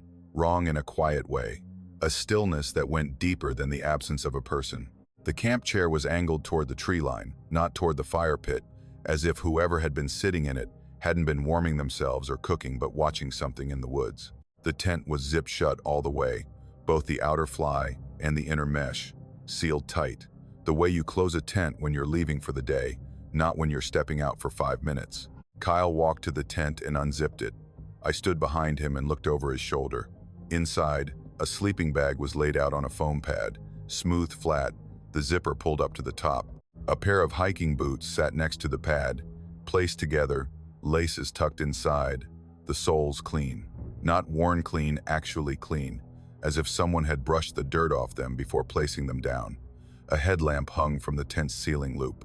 A small dry bag sat in the corner, and next to it, open and face up, was a journal.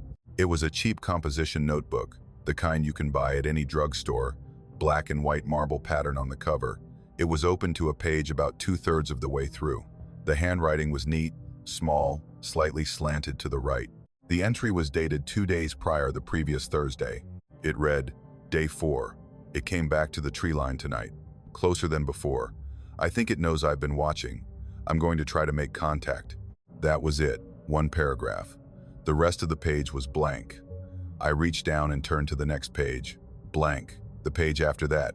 Blank. Every page from that entry to the back cover was empty. I flipped backward through the journal. The earlier entries were there. I skimmed them quickly, registering bits and pieces. Day 1 described arriving at the trailhead, the weather, the hike-in. Day 2 mentioned hearing sounds at night, branches breaking on the slope below the clearing. Day 3 was longer, more agitated. It described something standing at the edge of the tree line after dark, visible only as a shape, a silhouette that was slightly too tall and slightly too narrow, standing motionless among the hemlocks. The writer said they'd watched it through the tent mesh for over an hour. It hadn't moved. It had simply stood there, and then, at some point that the writer couldn't identify, they'd blinked, or looked away for a second, or the darkness had shifted, it was gone. Day 4 was the last entry. I'm going to try to make contact. I set the journal down and backed out of the tent. Nate was standing by the stove, looking at the tree line with an expression I recognized from hunting trips, the focused, still-faced alertness of someone who senses they're not alone but can't confirm it. We should look around, Kyle said. He was already scanning the perimeter of the clearing, his eyes moving systematically from one edge to the next. Kyle was always like that. Methodical, the paramedic in him. Assess, prioritize, act. We searched for about 20 minutes. We walked the edges of the clearing, checked behind the hemlocks, followed the trail in both directions for 100 yards. We looked for footprints, for broken branches, for any sign that someone had walked away from this camp in any direction. The ground was cold and hard, not ideal for tracking, but it wasn't frozen solid. A boot would have left an impression in the leaf litter and thin mud. There was nothing. No tracks leading away from the camp, no scattered gear, no torn fabric caught on branches, no signs of a struggle or a fall or a hurried departure. The camp was intact, composed, orderly. The boots in the tent were clean. The sleeping bag was smooth. The stove was still hissing. It looked like a display, like someone had set up the perfect camp and then been lifted straight out of it, removed from the scene without disturbing a single object. The only tracks we found were our own. Kyle turned off the stove. We stood in the clearing for a few minutes, none of us saying much. The wind had picked up, and the hemlocks were swaying, their branches making a sound like slow breathing. The camp chair sat empty, still angled toward the tree line, and I kept looking at it, kept imagining the person who had sat there night after night, watching the edge of the woods, waiting for something to come closer. We hiked out the next morning, cut the trip short by a day. Nobody argued about it, nobody questioned the decision. We just packed up our own camp and walked back along the ridge in a silence that felt heavier than anything we'd carried in on our backs. At the trailhead, there was a small ranger station, really just a wooden kiosk with a window and a cramped office behind it. A ranger was on duty, a middle-aged man with a quiet manner and a face that looked like it had spent more time outdoors than in. Kyle told him what we'd found, described the camp, the stove, the tent, the journal, gave him the approximate location. The ranger wrote it down. He asked a few follow-up questions, the color of the tent, the brand of the stove, whether we'd seen any vehicles at the trailhead that might belong to the camper. We hadn't. The parking area had been empty when we'd arrived on Friday, and was empty now except for Kyle's truck. When Kyle finished, the ranger set his pen down and looked at us for a moment. His expression wasn't alarmed, It wasn't even particularly interested. It was the expression of someone hearing a story they've heard before, recognizing the shape of it, knowing how it ends. "We'll send someone up to check it out," he said. Then, almost as an afterthought, he added, "This kind of thing happens up there more than you'd think." Nate asked what he meant. The ranger leaned back in his chair and folded his arms. He said that over the past several years, they'd found abandoned camps along that section of ridge with some regularity, always in winter, mostly in January or February. The pattern was always the same. Tent set up, gear in order, personal belongings still inside. No sign of the camper, no indication of where they'd gone or why. He said the strange part wasn't that people disappeared. People disappear in the wilderness all the time, for all kinds of reasons. Exposure, falls, poor decisions, bad luck. The strange part was that nobody came looking for them. No families filed missing persons reports. No friends called the ranger station asking if someone had checked in at the trailhead. No cars sat unclaimed in the parking lot. Whoever these people were, they appeared to have no one. No connections, no ties, no one in the world who would notice they hadn't come home. "It's like they come up here because there's nothing left down there," the ranger said. He said it plainly, without judgment, the way you describe the weather. "And then they go somewhere else." Kyle asked where. The ranger shook his head. "That's the question, isn't it?" We drove home. Kyle dropped me off first, then Nate. We said the usual things: "Good trip, let's do it again, drive safe." Nobody mentioned the camp. Nobody mentioned the journal. But I've thought about it every day since. And the thing I keep circling back to isn't the abandonment or the mystery, or even the journal entry about making contact. It's the boots. Those clean, carefully placed boots, sitting inside the tent, with the laces tucked in. Because I've been backpacking enough times to know that you don't take your boots off unless you're in for the night. You don't clean them and set them together like that unless you're done walking. Whoever that person was, they didn't leave camp in a hurry. They didn't wander off disoriented. They took off their boots, placed them neatly, and then they left the tent, barefoot, in February, in the mountains. They walked out into the cold and the dark, toward whatever they'd been watching at the tree line, without any intention of walking back. And the last line of that journal has stayed with me the way some things do, not fading, not softening, just sitting in the back of my mind like a stone at the bottom of a clear creek, always visible, always exactly where I left it. I'm going to try to make contact. Not, I'm going to investigate. Not, I'm going to see what it is. Contact. The word you use when you believe something is there, and you want it to know you're there too. The word you use when you've been watching long enough that watching isn't enough anymore. I think about the ranger saying nobody ever comes looking. I think about someone packing a tent and a stove and a journal and driving to a trailhead in the dead of winter, with no one to tell and no one to miss them. I think about what it means to be that alone, alone enough that the thing standing at the tree line in the dark, the thing that comes closer each night, starts to feel less like a threat and more like an answer.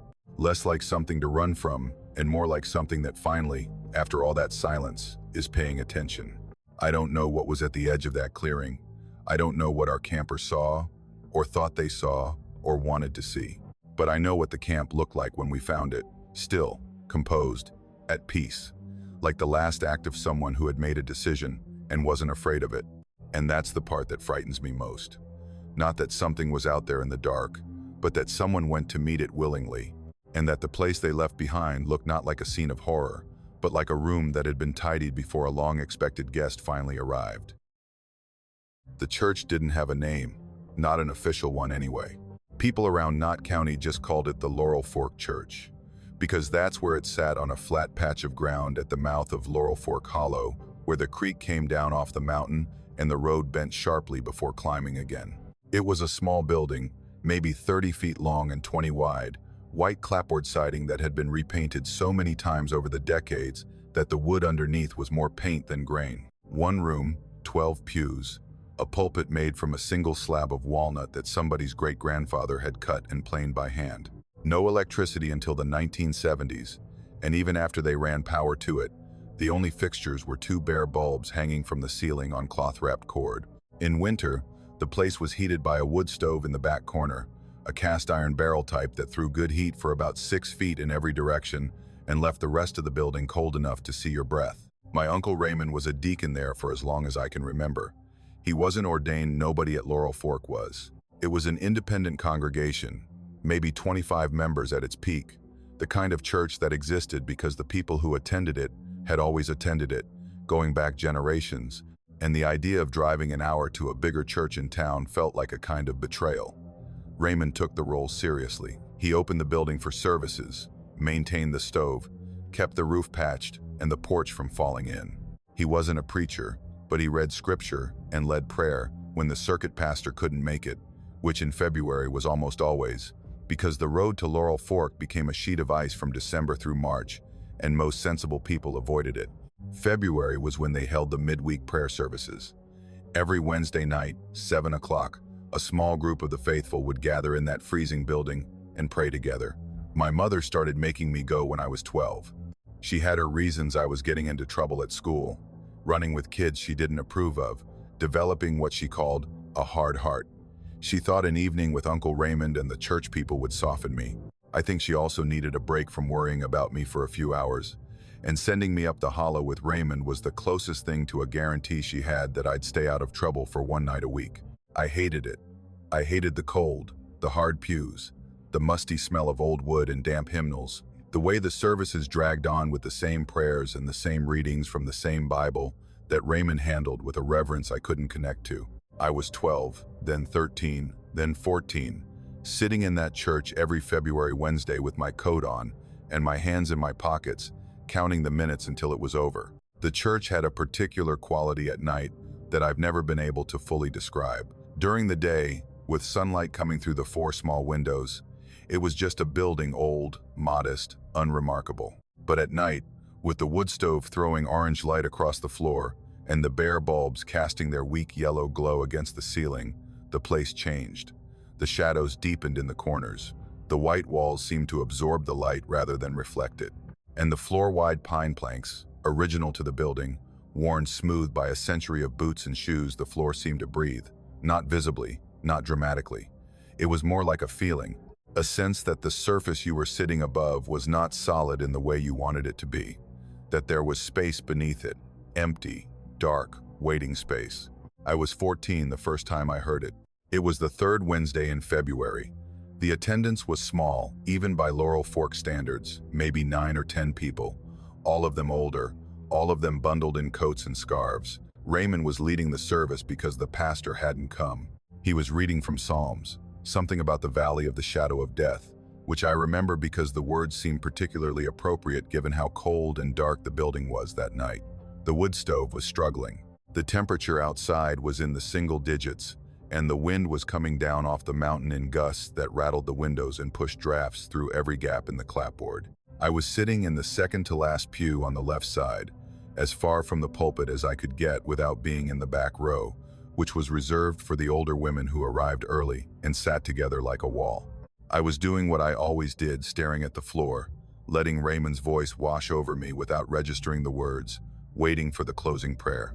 That's when I heard it. Below me, beneath the floorboards, a sound that was so faint at first that I thought I was imagining it, the creak of my own shifting weight, maybe, or the wood stove settling, but it continued, and it moved. Something was dragging itself across the ground beneath the church, slowly, deliberately, not the quick, scrabbling movement of an animal, not a possum or a raccoon or a rat. This was heavy, purposeful. It had the rhythm of a body being pulled across a dirt surface, inch by inch, with great effort and no hurry. It started from the front of the church, beneath the pulpit, and moved toward the back, passing under each row of pews with a sound like a bag of wet sand being dragged over packed earth. I could track its progress by the location of the sound. Under the first pew, under the third, under the fifth, moving in a straight line, directly beneath the center aisle, as if it knew the layout of the building above it. I stopped breathing. My whole body went tight, every muscle locked, my fingers gripping the edge of the pew so hard that the wood bit into my palms. I looked around the room. Raymond was still reading. The women in the back row had their heads bowed. Old Mr. Combs, 2 pews ahead of me, was nodding along with the scripture, his lips moving silently. Nobody was reacting. Nobody was looking at the floor. Nobody seemed to hear it. The sound passed directly beneath my pew.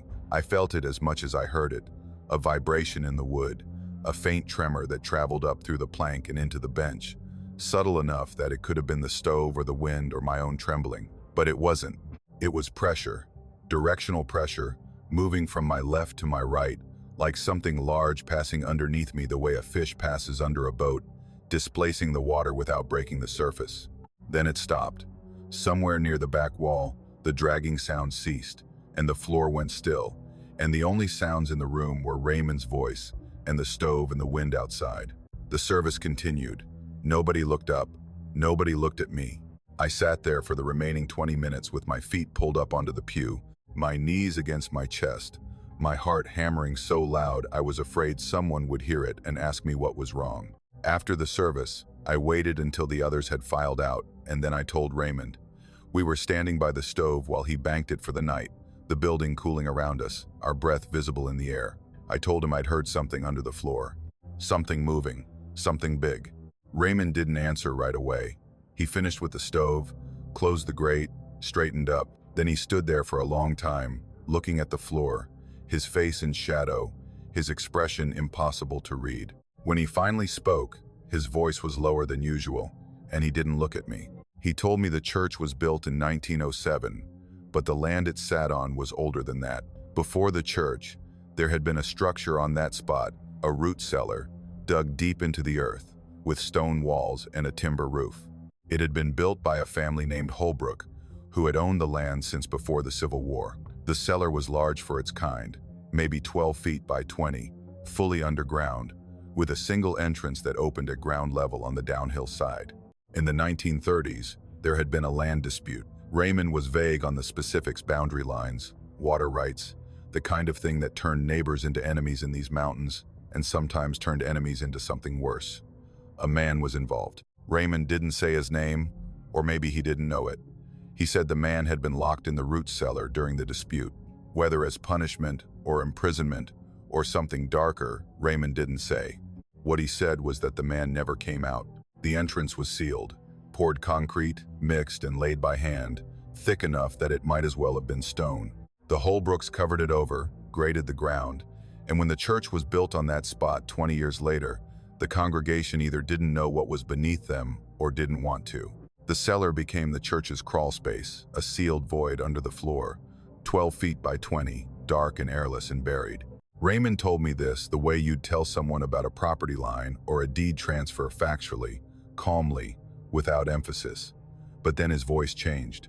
It got quieter, and he looked at me directly for the first time since I'd started talking. He said that some winters, during February, people heard movement under the floor.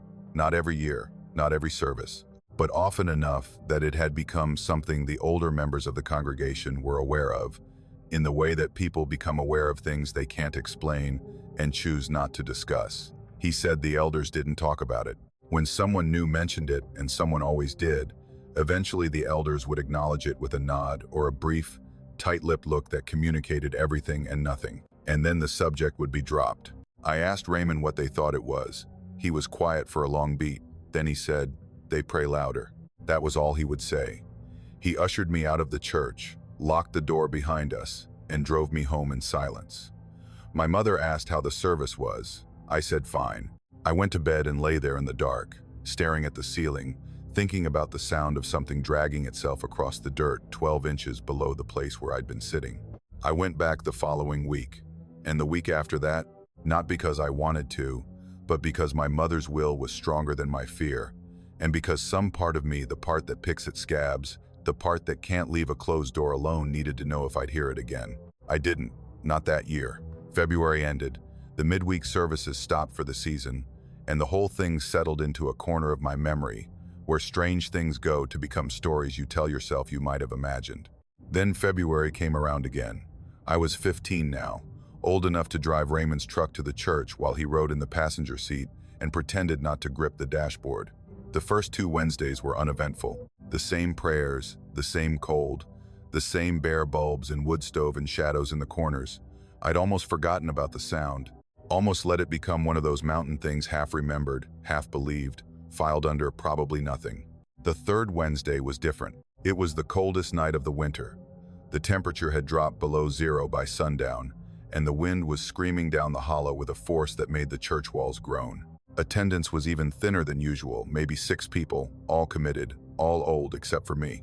Raymond was leading again.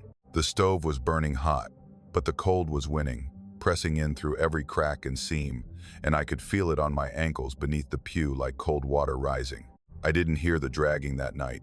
I heard something else, a tapping, faint, a rhythmic, coming from directly beneath the center aisle. Not mechanical, not natural. It sounded like knuckles on wood, like someone lying face up in a tight space, raising one hand and rapping it weakly against the underside of the boards above them. It came and went, sometimes pausing for a minute or more before starting again, and each time it resumed, it seemed slightly louder, slightly more insistent. I looked at Raymond. He was reading scripture, his voice steady, his posture straight, but his knuckles were white around the Bible. His jaw was tight. He could hear it. I was certain of that. He could hear it, and he was choosing to continue, choosing to speak over it, choosing to fill the room with words that were older and louder than whatever was tapping beneath us. The tapping migrated. It moved from the center aisle toward the left side of the building, toward my side, tracking slowly along the floor until it was directly beneath my pew, beneath my feet. I could feel each tap as a tiny vibration in the plank, a pulse that traveled up through the sole of my boot and into my heel. I pulled my feet up again, pressing them onto the seat of the pew, making myself as small as possible, and then the floor moved. Not dramatically, not violently. A single plank, the one directly beneath where my feet had been bowed upward, just slightly, maybe a quarter inch. The nails at the ends of the board groaned against the joists as the wood flexed, pushed from below by a force that was testing it, probing it, seeing how much give there was. The board held its curve for 2 seconds, maybe 3, the wood creaking softly, the gap between the plank and the joist visible in the flickering stove light. Then it settled back, slowly, like a breath being exhaled. The board returned to its place, the nails seated themselves again, and the floor was flat and still. Nobody moved. Nobody acknowledged it. Raymond read louder. The woman across the aisle closed her eyes and her lips moved faster. Old Mr. Combs placed both hands flat on the pew in front of him and bowed his head. They all knew. Every one of them. They came to that church every February, knowing what was beneath them, knowing that some nights the floor would shift and the tapping would come and the boards would test themselves against whatever was pushing from below. They knew, and they came anyway, and they prayed louder, and they never spoke about it, as if speaking about it would give it something it didn't already have, as if silence was its own kind of seal. I stood up and walked out, didn't say a word to anyone, walked down the porch steps and stood in the frozen yard with the wind cutting through my coat, staring at the foundation of the building, at the gap where the clapboard siding met the ground, at the dark line of earth and concrete that separated the world I stood in from the world beneath the church. I never went to another February service. My mother asked me once why I'd stopped going. I told her the truth that I didn't feel right in that building. She took it as a teenage boy's excuse and let it go. Raymond never asked. I think he understood. I think he'd been waiting for me to hear it, and once I had, he knew I wouldn't come back. He didn't hold it against me. He just went on going himself. Every Wednesday in February, reading scripture over whatever was moving beneath his feet, raising his voice one notch louder than the sound from below, holding the line the way his father had held it and his father before him. Raymond passed away 6 years ago. The church closed not long after the congregation had dwindled to almost nothing, and there was no one left to maintain it. Last I heard, the building is still standing. Locked up, paint peeling, the porch half collapsed, the stove cold. Nobody goes there anymore. But the foundation is still there. The concrete is still there. The root cellar is still there, sealed shut beneath the floor, 12 feet by 20, dark and airless and unchanged since 1930-something, when they poured the entrance shut and built a house of God on top of whatever they were trying to keep underground. I drive past the turnoff to Laurel Fork sometimes, on my way to other places. I never take it, but every February, usually around the 3rd week, I find myself thinking about that floor, about the quarter-inch of flex in that pine plank, about the sound of knuckles on wood, rising from a place that has been sealed for nearly 100 years, about the man Raymond wouldn't name, the one who was locked down there during a dispute that nobody alive can remember the details of, the one who never came out.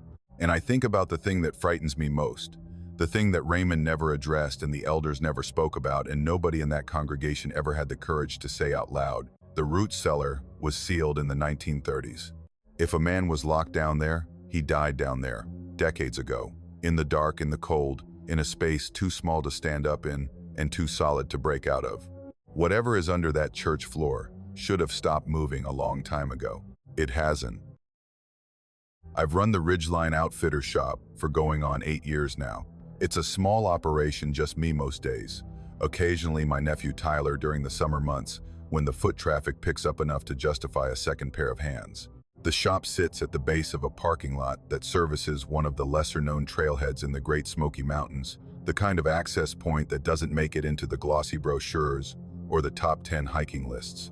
We get our share of through hikers, some weekend warriors, and the occasional lost tourist who thought they were heading to Klingman's Dome and ended up on a gravel road wondering where the gift shop went. It's a quiet business. I sell maps, trail snacks, basic gear, and a modest selection of local crafts that the women in the church group make on consignment. It pays the bills, barely, and it keeps me in the mountains, which is where I've wanted to be since I was old enough to know the difference between here and everywhere else. February is the dead month. I keep the shop open because the lease requires it, but there are days in February when I don't see a single customer. The parking lot sits empty from sunrise to dark. The trails are either iced over or buried under whatever the last storm left behind, and the only people who venture out are the hardcore types, the ones with crampons and trekking poles and emergency bivvies, packed like they're expecting to spend the night whether they plan to or not. I use the slow days to restock, do inventory, fix whatever broke during the busy season. Most afternoons, I'm alone with the radio and a cup of coffee, watching the fog drift through the parking lot like something that forgot where it was going. The trail that matters to this story is the Buckhorn Trace. It was a 6-mile out and back that climbed from the trailhead up to a rocky overlook with views of the valley and the Tennessee side of the range. Good trail, moderate difficulty, popular enough in the warm months. But 3 years ago, a section of the mountainside about 2 miles in gave way after a week of heavy rain.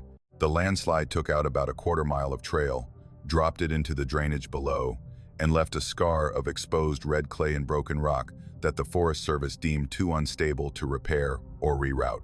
They closed the trail, put up barriers and signage at the trailhead, and that was that. Nobody hiked Buckhorn Trace anymore. The parking lot that used to fill up on autumn weekends now served the 2 remaining trails that branched off in the other direction. The trail camera was my addition. I'd put it up 2 years ago after a string of vehicle break-ins during the summer. It was a basic model, motion-activated, infrared for night shots, time-stamped to the second. I'd mounted it on a post at the edge of the parking lot, angled to cover the main area and the trailhead entrance. It had captured plenty of deer, a few bears, 1 very confused turkey, and 0 car burglars. I checked the SD card about once a week out of habit more than expectation. It was a Thursday in the 3rd week of February. The weather had been miserable all day, low clouds, spitting rain, temperatures hovering just above freezing. The kind of day that couldn't decide if it wanted to be winter or just a very mean version of spring. I'd had 0 customers.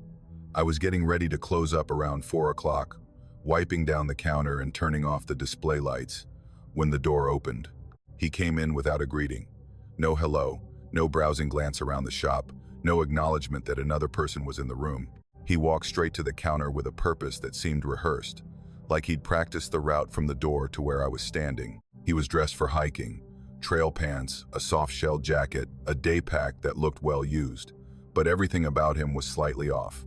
His clothes were damp, not rain damp, but saturated, the way fabric gets when it's been wet for a long time and has partially dried and gotten wet again, over and over. His boots were caked in red clay, not the thin residue you pick up walking a muddy trail, but thick, heavy deposits packed into the treads and smeared up the ankles, the kind of accumulation that comes from walking through deep clay for miles. Red clay, the specific red clay of the Buckhorn Trace landslide zone. I recognized it because I'd walked up there myself a few times after the closure, and that clay stains everything it touches with a color that looks like dried blood. But it was his face that held me.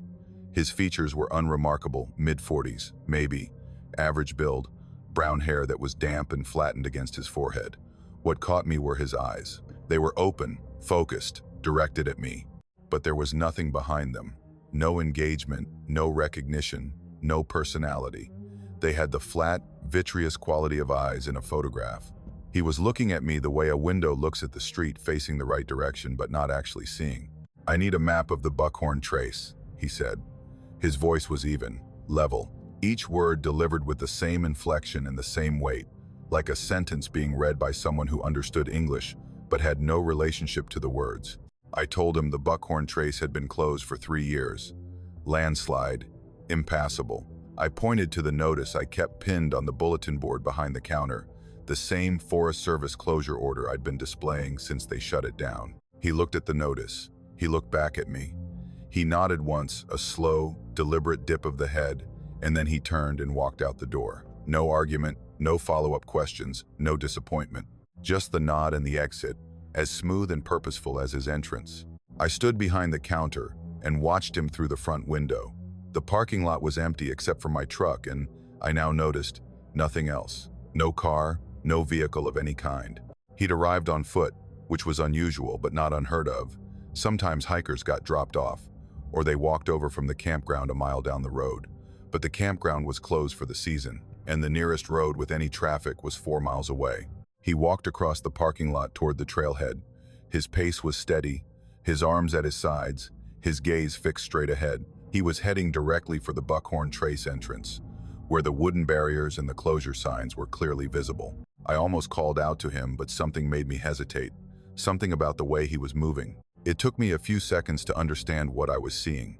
My brain kept rejecting it, offering alternative explanations, trying to reframe what my eyes were reporting into something that made sense. But there was no alternative. There was no reframe. The man was walking backward. His body was facing the trailhead. His feet were moving him toward it, but the motion was reversed. He was moving in a smooth, continuous backward walk, no stumbling, no turning of the head to check behind him, no adjustment of balance. His arms hung at his sides. His stride was even and unhurried. He moved across that parking lot the way a film moves when you hit rewind, the same action, the same physics, but running in the wrong direction. His boots left prints in the thin mud of the lot, and later, when I checked, those prints pointed toward the shop, away from the trail, as if he'd been walking from the trail to the shop and the prints were the only thing that made sense. I watched him reach the edge of the parking lot. I watched him pass the closure barriers without hesitating. I watched him step onto the Buckhorn Trace and disappear into the tree line, moving backward, never turning, never looking, as if the trail behind him or ahead of him. I no longer knew which word applied was a path he knew so well that he didn't need to see it. I went outside. By the time I got to the edge of the lot, he was gone. The trail bent sharply about 50 yards in, and beyond that, the trees closed ranks and the fog swallowed everything. I stood there in the rain and the cold, staring at the trailhead, and I felt something I've felt very few times in my life, a wrongness so fundamental that it didn't register as fear. It registered as confusion so deep it shut down my emotional response entirely. I wasn't scared. I was baffled. My mind had hit a wall it couldn't climb, and it just sat there at the base, staring up. I went back inside. I locked the door. I sat behind the counter for 20 minutes, doing nothing, thinking nothing, staring at the parking lot through the window. Then I went home. The next morning, I came in early and pulled the SD card from the trail camera. I took it inside, put it in my laptop, and started scrolling through the captures from the previous day. Most of it was nothing rain-triggered false alarms, a couple of timestamps where the wind had moved a branch into the sensors field. Then I got to the 4 p.m. block. The first relevant capture was time-stamped 4:21 p.m. It showed a man emerging from the Buckhorn Trace trailhead, walking forward toward the shop. He was moving through the frame from left to right, from the trail to the parking lot. His clothes were damp. His boots were red with clay. His face was expressionless, his eyes flat. He was walking with that same even, purposeful stride, walking forward, coming out of the woods. The second capture was time-stamped 4:22 p.m. 1 minute later, it showed the same man, same clothes, same boots, same face. But this time, he was entering the trail, walking into the tree line, moving from the parking lot toward the Buckhorn Trace, going in. I sat there looking at the two images side by side on my screen. The timestamps were clear, 4:21 coming out, 4:22 going in. He had exited the trail 1 minute before he entered it. I went through the rest of the footage. There was no capture of him arriving at the parking lot before 4:21. No image of him walking across the lot from the road or from any other direction. The first time the camera saw him, he was already coming out of the trail. And there was no capture of him after 4:22. No image of him on the trail, no image of him in the lot, nothing. He went into the tree line at 4:22 p.m. and the camera never saw him again. But I had seen him. He'd come into my shop, he'd spoken to me, he'd asked for a map. That interaction happened between the two timestamps after he came out of the trail and before he went back in. The sequence, if you could call it that, was he came out of the woods at 4:21, walked to my shop, talked to me, walked back to the trail, and entered the woods at 4:22, except the walking backward part. Except the fact that when I watched him leave the shop, he was moving in reverse. Except the fact that everything about the encounter felt like a tape being played in a direction it wasn't recorded in. I drove to the ranger station that afternoon. I brought the SD card. The ranger on duty was a woman named Holt, whom I'd known casually for years, professional, competent, not the type to humor you without reason. I showed her the two images. I told her what I'd seen.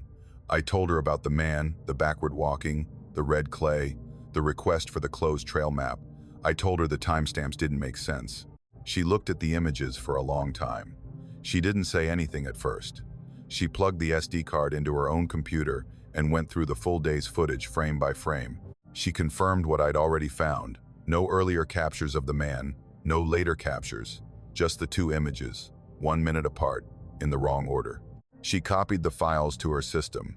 Then she looked at me and said, very evenly, "I'd appreciate it if you didn't share this with anyone." She didn't explain why. She didn't offer a theory or a reassurance or an official line about camera malfunctions and timestamp errors. She just asked me not to share it, and something in the way she asked a heaviness, a weariness that went beyond this one incident told me she'd seen something like this before, or heard about it, or been told by someone else not to share something similar. I asked her if there had been any reports of hikers on the Buckhorn Trace since the closure. She hesitated. Then she said that a few times a year, they'd get reports from people in the area, trail runners, hunters, campers in the backcountry who claimed to have seen someone on or near the closed trail. The descriptions varied. Sometimes it was a hiker with a day pack. Sometimes it was just a figure in the tree line. The one consistent detail was the red clay on the boots and clothes, the same clay that covered the landslide zone 2 miles in. She told me they'd sent teams up the Buckhorn Trace multiple times in response to these reports. The trail was destroyed. The landslide zone was unstable. There was no way through it on foot without climbing equipment, and even then, the risk was extreme. They'd never found evidence of anyone on the trail. No footprints, no gear, no disturbance in the closure barriers, nothing. I asked about the backward walking. She looked at me and said she couldn't comment on that, which was its own kind of answer. I replaced the trail camera with a newer model, higher resolution, faster trigger speed, video capability instead of just stills. I check it every day now instead of every week. In the 3 months since the incident, it's captured nothing unusual. Deer, bears, rain, wind, the normal population of a parking lot at the edge of the mountains in winter. But I've started paying attention to things I used to ignore. The red clay, specifically, the Buckhorn Trace landslide is 2 miles up a closed trail. Nobody goes there. Nobody should be tracking that clay anywhere near my shop or the parking lot. But twice since February, I've found deposits of it. Once on the front step of the shop, a thin smear of that unmistakable red, as if someone with muddy boots had stood there and then walked away.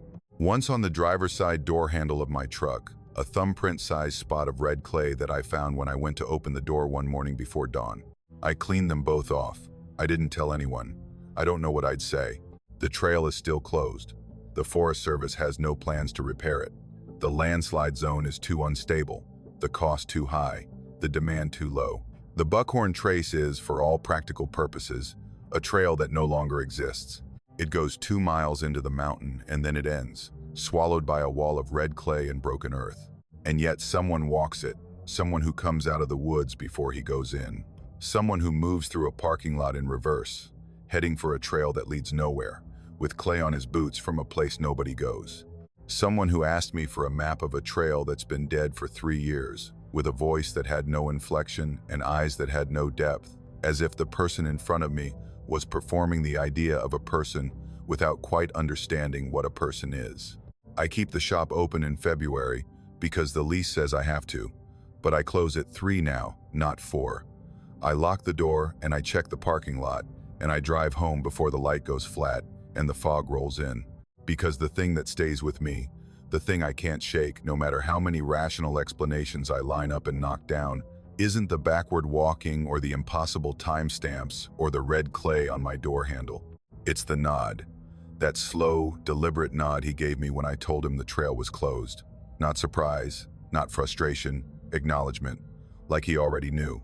Like the trail being closed didn't matter to him because the trail wasn't what he was using. Like the path he walked on wasn't the same path I could see, and the direction he moved in wasn't the direction my eyes reported, and the order in which things happened to him wasn't the order in which they happened to me. He nodded because I'd given him the answer he expected, and then he left, walking backward into a place that doesn't exist anymore, and the camera caught him coming out before it caught him going in, and none of it makes sense, and I've stopped trying to make it make sense. Some things in these mountains don't run in the same direction as the rest of the world. Some things have their own sequence, their own timeline, their own version of forward and back. And some trails, even when they're closed, even when they've collapsed, even when the maps say they end in a wall of red earth and broken stone, some trails are still being walked, just not by anyone who belongs here, and not in any direction we'd recognize. I've lived on Sutter Mill Road for 14 years. It's a dead-end gravel road about 6 miles outside of Floyd, Virginia, at the base of a mountain that doesn't have a name anyone agrees on. The locals call it Bald Ridge because of the treeless summit, but it's not on any map that way. The road runs about a mile from the paved county route to a turnaround at the end, where the gravel gives way to a logging track that hasn't been maintained since the 80s. There are 3 properties on the road. Mine is the first, about a quarter mile in. Harold Pruitt's was the second, another quarter mile past mine. The third belongs to a family named Overstreet, who use their place as a seasonal cabin and haven't been up since October. For most of the year, it was just me and Harold, and that suited us both fine. I moved out here after my wife passed, cancer. It was a long process and a short ending, and when it was over, I didn't want to be around people anymore. Not out of bitterness or despair, I just needed a different kind of quiet than what the world was offering. The house on Sutter Mill Road was cheap, solid, and far enough from everything that I could go 3 or 4 days without hearing another human voice. The mountain at my back, the woods on all sides, the road that went nowhere and connected to nothing. It was exactly what I needed. The silence out here isn't empty, it's textured. It has weight and rhythm, the creek in the ravine below the house, the wind in the canopy, the owls at night. You learn to hear it as a kind of language, and after a while, the language starts to feel like company.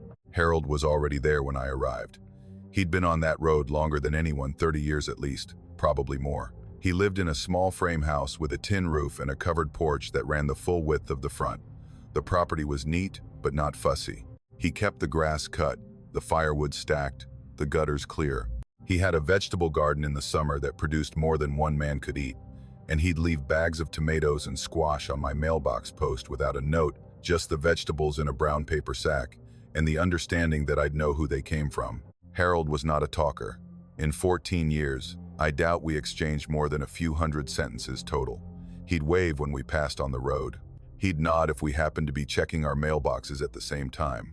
Once or twice a year, he'd stop by with something practical, a tool he thought I might need, a heads up about a tree that looked ready to come down across the road. He never came inside my house, and I never went inside his. We had an understanding that was built on proximity and respect rather than friendship, and it worked. In a place this remote, that's often the best kind of neighbor you can have. Someone who's there, but doesn't need you to know it. Harold died on December 19th. Heart attack.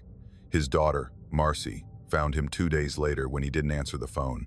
She lived in Roanoke and made the drive up to check on him, found him on the kitchen floor. The paramedics said it was quick, which is the thing people always say whether it's true or not, because the alternative is too heavy to hand to a grieving daughter. I went to the funeral, small service at a church in Floyd, maybe 20 people, most of them Harold's age or older. Marcy spoke briefly. The pastor read from Ecclesiastes. They lowered the casket into a plot at the church cemetery, and I watched them shovel the red Virginia clay back into the hole until the box disappeared and the ground was level again. I shook Marcy's hand, told her I was sorry, and drove home. That night, the road felt different. Not quieter, the quiet was the same, but the quality of it had changed. It was the difference between being alone by choice and being alone because there's no one left. Harold's house was dark. His porch light, which had run on a timer and clicked on every evening at 5 for as long as I'd known him, stayed off. The house sat in the dark like a held breath, and the road felt longer than it had before. January passed. I didn't think about Harold more than normal. Grief has its own schedule, and mine had been calibrated years ago when Ellen died. I knew how to carry the weight of someone's absence without letting it pull me under. Harold was gone, the road was quiet, and life continued in its stripped-down way. February 3rd was a Monday. I'd been into town for groceries and was driving back up Sutter Mill Road around 5 in the evening. The sun was already behind the ridge, and the light had that thin, gray quality it gets in winter, when the day doesn't really end so much as slowly give up. The trees were bare, the ground was brown and frozen, and the air had a rawness to it that meant the temperature was dropping fast. I was passing Harold's property when I saw him. He was standing at the end of his driveway, next to his mailbox. The same spot where I'd seen him 100 times over the years, standing in that patient, unhurried way of his, like a man who had nowhere to be and was comfortable with that fact. He was wearing the flannel shirt, the heavy red and black plaid that he wore from October through March, the one that was so faded and softened by washing that it looked like it had been part of him rather than something he put on. His hands were at his sides. His posture was straight. He was facing down the road, toward my house, as if he'd been watching for my truck. I took my foot off the gas. The truck slowed to a crawl and then stopped, maybe 40 yards from where he stood. I sat there with my hands on the wheel and my heart doing something I couldn't name, not racing, not pounding, but vibrating at a frequency that was too fast and too subtle to be called a beat. I looked at him through the windshield. He didn't wave. Harold always waved. In 14 years, he had never once failed to raise his hand when he saw me on the road. It was reflexive, automatic, the gesture of a man who acknowledged your existence as a matter of principle. But he didn't wave. He stood there, still, his face turned toward me, but too far away to read in the failing light, and he didn't move at all. I stared for maybe 30 seconds. Then he turned, not quickly, not suddenly, but with a slow, stiff rotation of his whole body, as if his joints were reluctant, and walked around the side of his house, not toward the front door, not up the porch steps. He walked around the corner of the building and out of sight, moving with a gait that was close to Harold's but not quite right, a little too measured, a little too even, like someone walking to a rhythm that was slightly off from the one his body remembered. I sat in the truck for a long time after he disappeared. The engine idled, the heater blew, the last of the daylight bled out of the sky, and the road went dark. I told myself what any rational person would tell themselves. It was someone else, a relative, maybe. Marcy had mentioned siblings, or maybe cousins, people who might have come up to check on the property, who might have found one of Harold's old shirts in a closet and put it on against the cold. People who looked like Harold because they shared his blood. I drove home. I didn't sleep well, not because of fear, not yet, but because of the dissonance.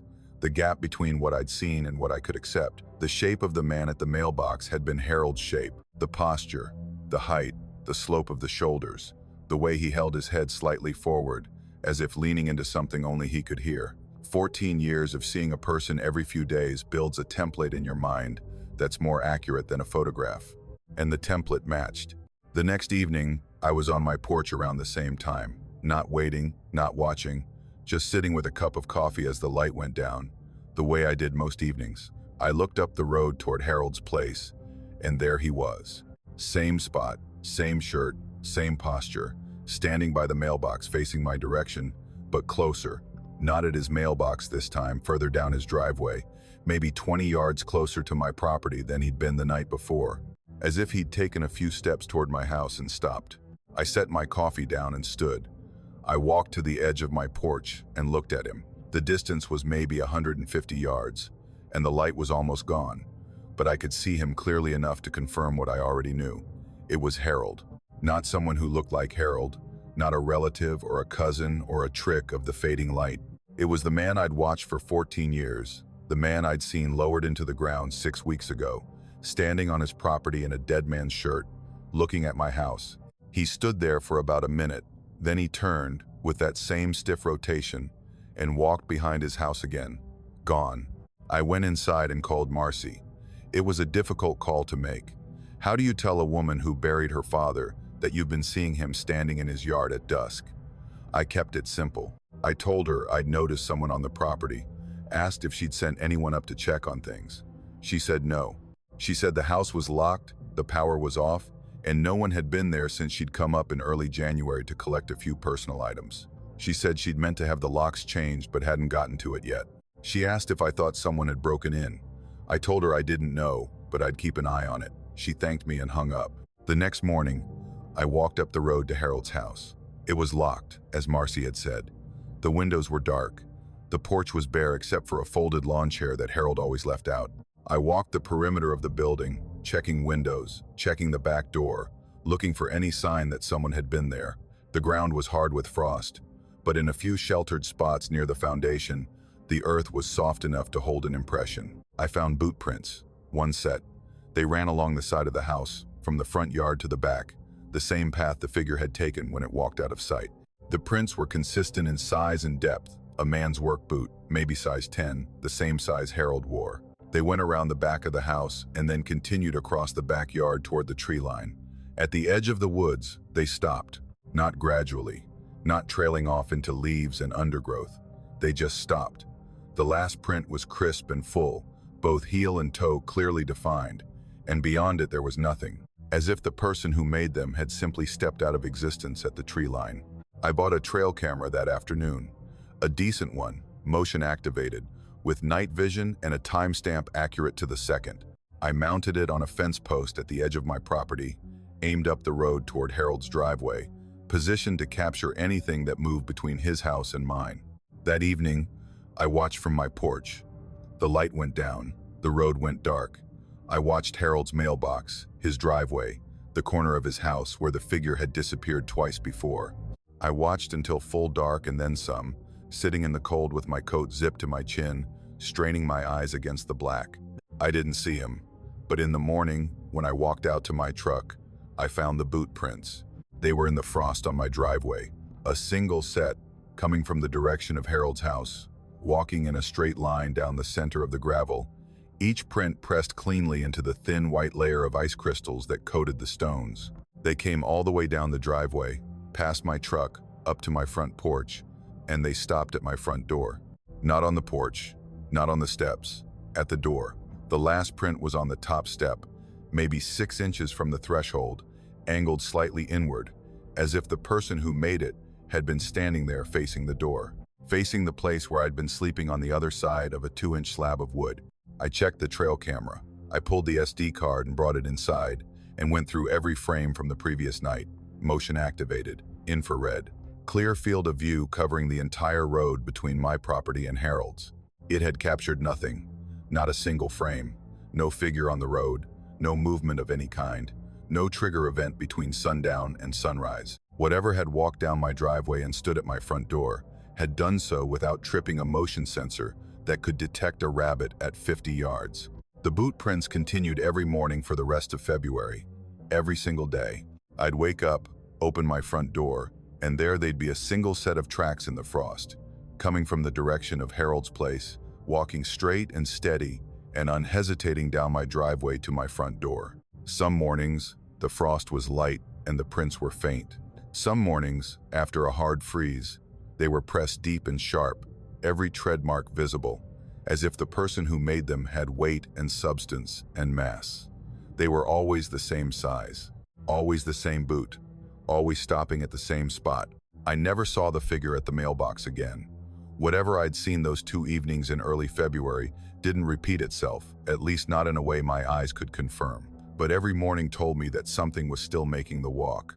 Something was coming down that road in the dark, crossing the distance between Harold's property and mine, and stopping at my door, standing there. For how long? I don't know. Doing what? I can't say.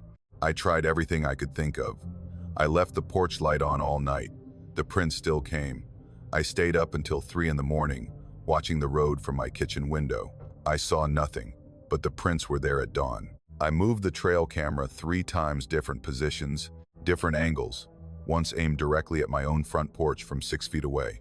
It captured nothing. The card would be empty every morning, and the prints would be there every morning, and the two facts existed side by side like parallel lines that refused to meet. On the last day of February, I did something I hadn't done in the weeks since this started. I opened my front door at night. It was around 2 in the morning. I'd been lying in bed listening to the silence, the deep, textured silence of Sutter Mill Road, the silence I'd come here for, and I felt something shift in it. Not a sound, a pressure. The feeling of someone standing on the other side of a door, the subtle displacement of air and attention that you can sense even through solid wood if you're tuned to it. I got up. I walked to the front door. I put my hand on the knob and stood there for a long time, feeling the cold metal under my palm, feeling the cold radiating through the door itself, and behind that cold, something else, a warmth, faint, localized, emanating from the other side of the door at about chest height, as if someone were standing there, close enough to touch, breathing warm air against the wood. I turned the knob and opened the door. The porch was empty. The road was dark. The mountain loomed against the sky, blacker than the black around it. The air was still and freezing and carried nothing, no sound, no movement, no presence I could identify. But on the top step, 6 inches from the threshold, there was a boot print in the frost. A single fresh print, the ice crystals around it still settling, the edges still sharp. It had been made moments ago. Seconds, maybe. Whatever had been standing there had been standing there when I turned the knob, had been there when I felt the warmth through the door, and had gone in the time it took me to pull the door open. Gone without a sound, without a footstep, without disturbing the air. March came. The frost stopped, and with it, the prints. The mornings warmed enough that the driveway showed nothing, just gravel and mud, and the normal tracks of my own coming and going. I told myself it was over. Whatever February had brought, March had taken it away. The road was quiet. Harold's house sat dark and empty. The world returned to the version of itself that I could understand and inhabit, without feeling like the ground under my feet was thinner than I'd always assumed. But I know it's not over. I know it the way I know the mountain is there even when the clouds hide it, because the thing about February is that it comes back. It always comes back. And Harold's house is still up that road, dark and locked and holding whatever it holds, and the distance between his door and mine is still a quarter mile, and a quarter mile is nothing to a man who has nowhere else to go, and all night to walk it. I check the frost every morning now. Even in the months when there is no frost, I open my front door and I look down at the top step, and I wait for the day when I see the print again. The single, fresh, impossibly present print of a dead man's boot, 6 inches from where I sleep. And some nights, when the silence on Sutter Mill Road shifts in that particular way, when it goes from empty to occupied, from quiet to watched, I stand at my front door with my hand on the knob, and I feel the warmth on the other side, and I wonder what would happen if I opened it faster, if I caught him there, if I looked into the face of whatever is wearing Harold's shirt and standing in Harold's boots and making Harold's walk down a road that Harold will never walk again. I wonder if it would wave. People who didn't live through the ice storm of February 2023 don't understand what it was like. They hear ice storm and they think of slick roads and canceled school and maybe a day without power. They don't understand the scale of it. They don't understand what it means when the entire infrastructure of a rural county, every power line, every road, every connection to the outside world goes down at once and stays down for days. They don't understand what it's like to sit in a house that's getting colder by the hour, listening to trees explode in the dark, knowing that nobody is coming to help because nobody can get to you and you can't get to them. We live in Greenbrier County, West Virginia. My wife, Dana, and I bought our place about 7 years ago, a 2-story farmhouse on 12 acres, at the end of a road that branches off a county route. It's not remote by Appalachian standards, but it's remote enough. Our nearest neighbor is a half-mile away, and in winter, when the leaves are down and the mountain behind our property stands bare and gray against the sky, you can see just how much nothing surrounds us. It's beautiful in the way that lonely things are beautiful. Dana and I chose it for that reason. We wanted space and silence and the feeling of being held by the land rather than just sitting on top of it. We got what we wanted. What we didn't account for was what that space and silence become when the world around you shuts off and there's nothing left but the dark and the cold and whatever is in it. The storm started on a Thursday. The Weather Service had been warning about it for 3 days, a major ice event, they called it, which is the kind of language that sounds clinical until you're living inside it. The freezing rain began around noon and didn't stop. It fell with a steady, relentless patience, coating everything it touched in a layer of ice that thickened by the hour. By evening, the trees were glazed from root to crown, their branches bending under the weight, the whole forest making a sound like a chandelier being slowly crushed. The power went out at 8:47 p.m. I know the exact time because I was looking at the clock on the microwave when it went dark. We were as prepared as we could be. We had the wood stove, a decent supply of firewood, canned food, water, flashlights, batteries. We had candles. We had blankets. We had our 2 dogs, Bo and Clementine, a German Shepherd and a Hound mix, both big enough to generate their own heat and loyal enough to stay close when things got bad. We settled in for the night with the stove cranked high and told ourselves it would be a day, maybe 2. The power company would get to us. They always did. They didn't. Friday came and the rain continued. Saturday the same. The temperature dropped. The ice on the trees reached a thickness that I'd never seen before, half an inch, maybe more, encasing every branch, every twig, every surface in a shell of clear, hard ice that caught the gray daylight and threw it back in dull flashes. Trees started falling. Not 1 or 2 dozens. The sound was constant, a percussion of cracks and crashes rolling through the forest from every direction, near and far, all day and all night. Some of them fell across our driveway. Some fell across the road beyond. We were sealed in. By the 3rd day, Sunday, we were running low on firewood. I'd burned through the stacked supply on the porch and made 2 trips to the wood pile behind the house, which was treacherous. The ground was a sheet of ice. The air was still freezing, and every step was a negotiation with gravity. Dana suggested the furniture. We had an old bookcase in the spare room that was made of cheap pine and a set of wooden chairs we'd been meaning to replace.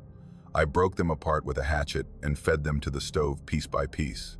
It felt wrong, burning our own belongings, but the house was dropping below 50 degrees in the rooms away from the stove, and the dogs were pressed against us with a desperation that went beyond affection. They were cold. We were all cold. Sunday night is when the tapping started. Dana and I were sitting on the couch in the living room, which we'd turned into our survival camp. The stove was there, the blankets were there, the dogs were there. The candles threw a soft, unsteady light that made the walls shift and breathe. The ice was still falling outside, ticking against the roof and the windows with a sound like tiny fingers drumming. But underneath that constant, ambient patter, there was something else. 3 taps, a pause, 3 taps, a pause. I heard it first on the front window, the big double pane in the living room. It was louder than the ice, more deliberate, more rhythmic. Not the random scatter of freezing rain hitting glass. This was a pattern, a sequence. 3 evenly spaced taps, each one firm and distinct, followed by a pause of about 2 seconds, then 3 more. It sounded like knuckles on glass, like someone standing outside the window, raising their hand and knocking. I looked at Dana. She'd heard it too.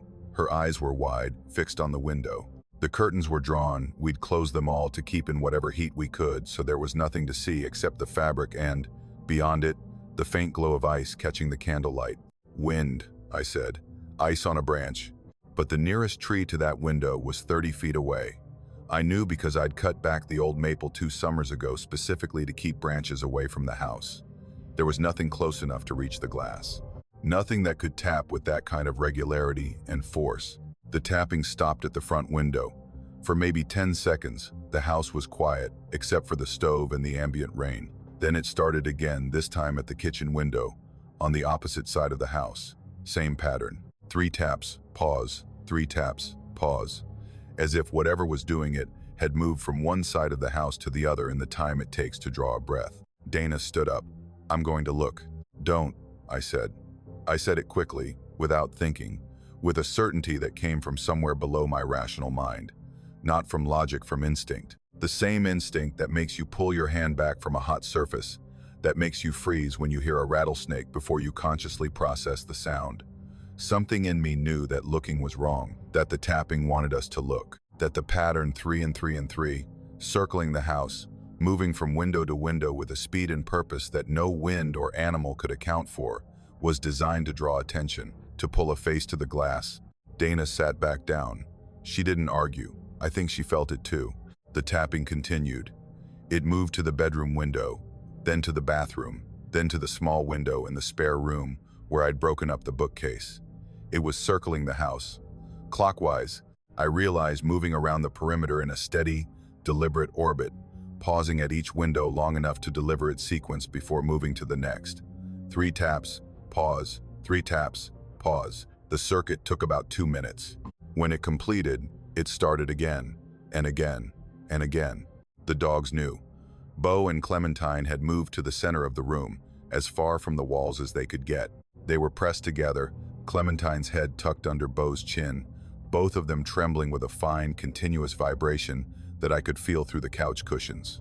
Their eyes were open and moving, tracking something, following a path around the room that matched the progression of the tapping, window by window. They could hear it, they could track it, and whatever information their senses were giving them, it was enough to override every instinct a dog has to investigate, to bark, to challenge. They were silent, they shook and they watched, and they didn't make a sound. That went on for hours. The tapping circled and circled, patient and mechanical, until the pattern became a kind of terrible metronome that I could feel in my teeth. Dana and I sat on the couch with the dogs between us, wrapped in blankets, not talking, barely moving. At some point, I don't know when, the hours blurred together, I realized that the freezing rain had stopped. The ice had stopped ticking on the roof. The only sound from outside was the tapping, 3 and 3 and 3, moving in its circle, and nothing else. The world beyond our walls had gone absolutely silent, as if everything out there, the wind, the rain, the forest, the night itself, had pulled back to make room for whatever was walking around our house. Eventually, I slept. I don't know how. Exhaustion, maybe. The body's refusal to sustain that level of adrenaline indefinitely. I woke up on the couch with Dana asleep against my shoulder, and the dog still between us, still trembling, and gray light coming through the curtains. Monday morning, the tapping had stopped. Monday was quiet. The rain had paused, though the sky stayed low and heavy, promising more. I went outside for firewood and checked the perimeter of the house. The ice was thick on everything, the porch, the steps, the railing, the ground. I looked at the windows, expecting to find marks or scratches or something that would explain the tapping. The ice on the glass was smooth and unbroken. No marks, no cracks. Whatever had been tapping hadn't left a trace. Monday night was the 4th night. We went through the same routine. Stove, candles, blankets, dogs.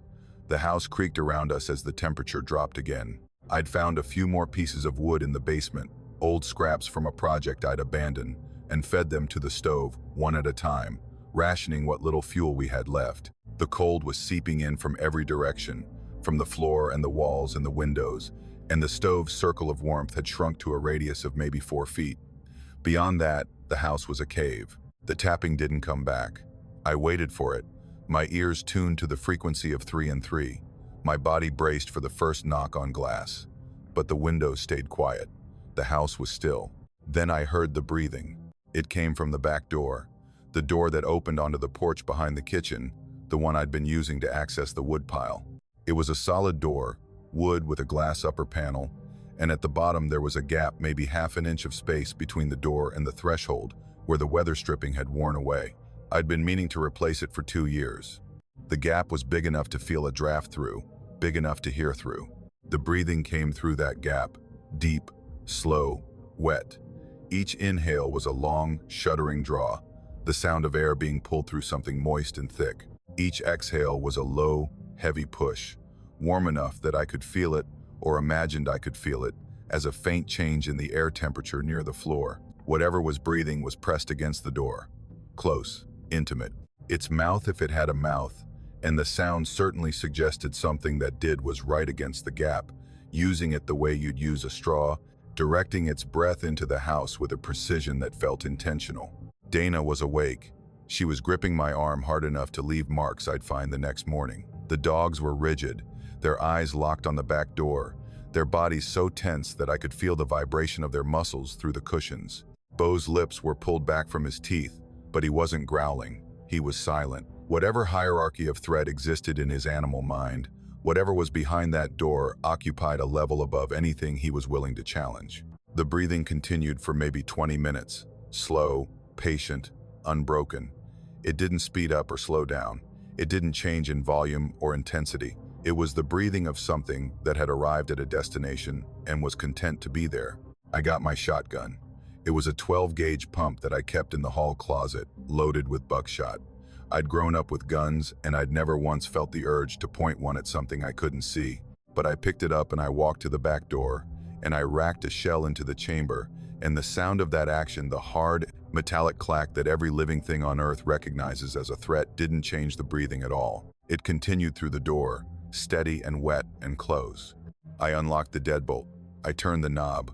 I pulled the door open. The porch was empty. The backyard was empty. The tree line, 50 yards away, was a wall of ice-coated trunks standing motionless in the dark. The air was still and cold, so cold it burned my throat on the first breath. There was nothing behind the door, nothing standing on the porch, nothing crouching in the shadows, nothing retreating across the yard, just the ice and the dark and a silence so complete it felt like pressure. I looked down. The porch was covered in handprints, dozens of them, pressed into the thin layer of ice that coated the wood, each one a clear, detailed impression, palm, fingers, the texture of skin frozen into the frozen surface. They were everywhere. On the floor of the porch, on the railing, on the posts, on the siding next to the door. Some overlapped, some were isolated.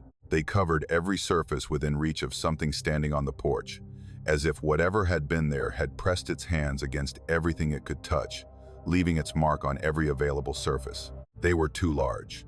That was the thing that made my vision narrow and my grip tighten on the shotgun until my knuckles ached. Each print was at least a foot across from the base of the palm to the tip of the longest finger. The fingers themselves were wrong, too long, too thin, with an extra joint or a curve that didn't match any hand I'd ever seen.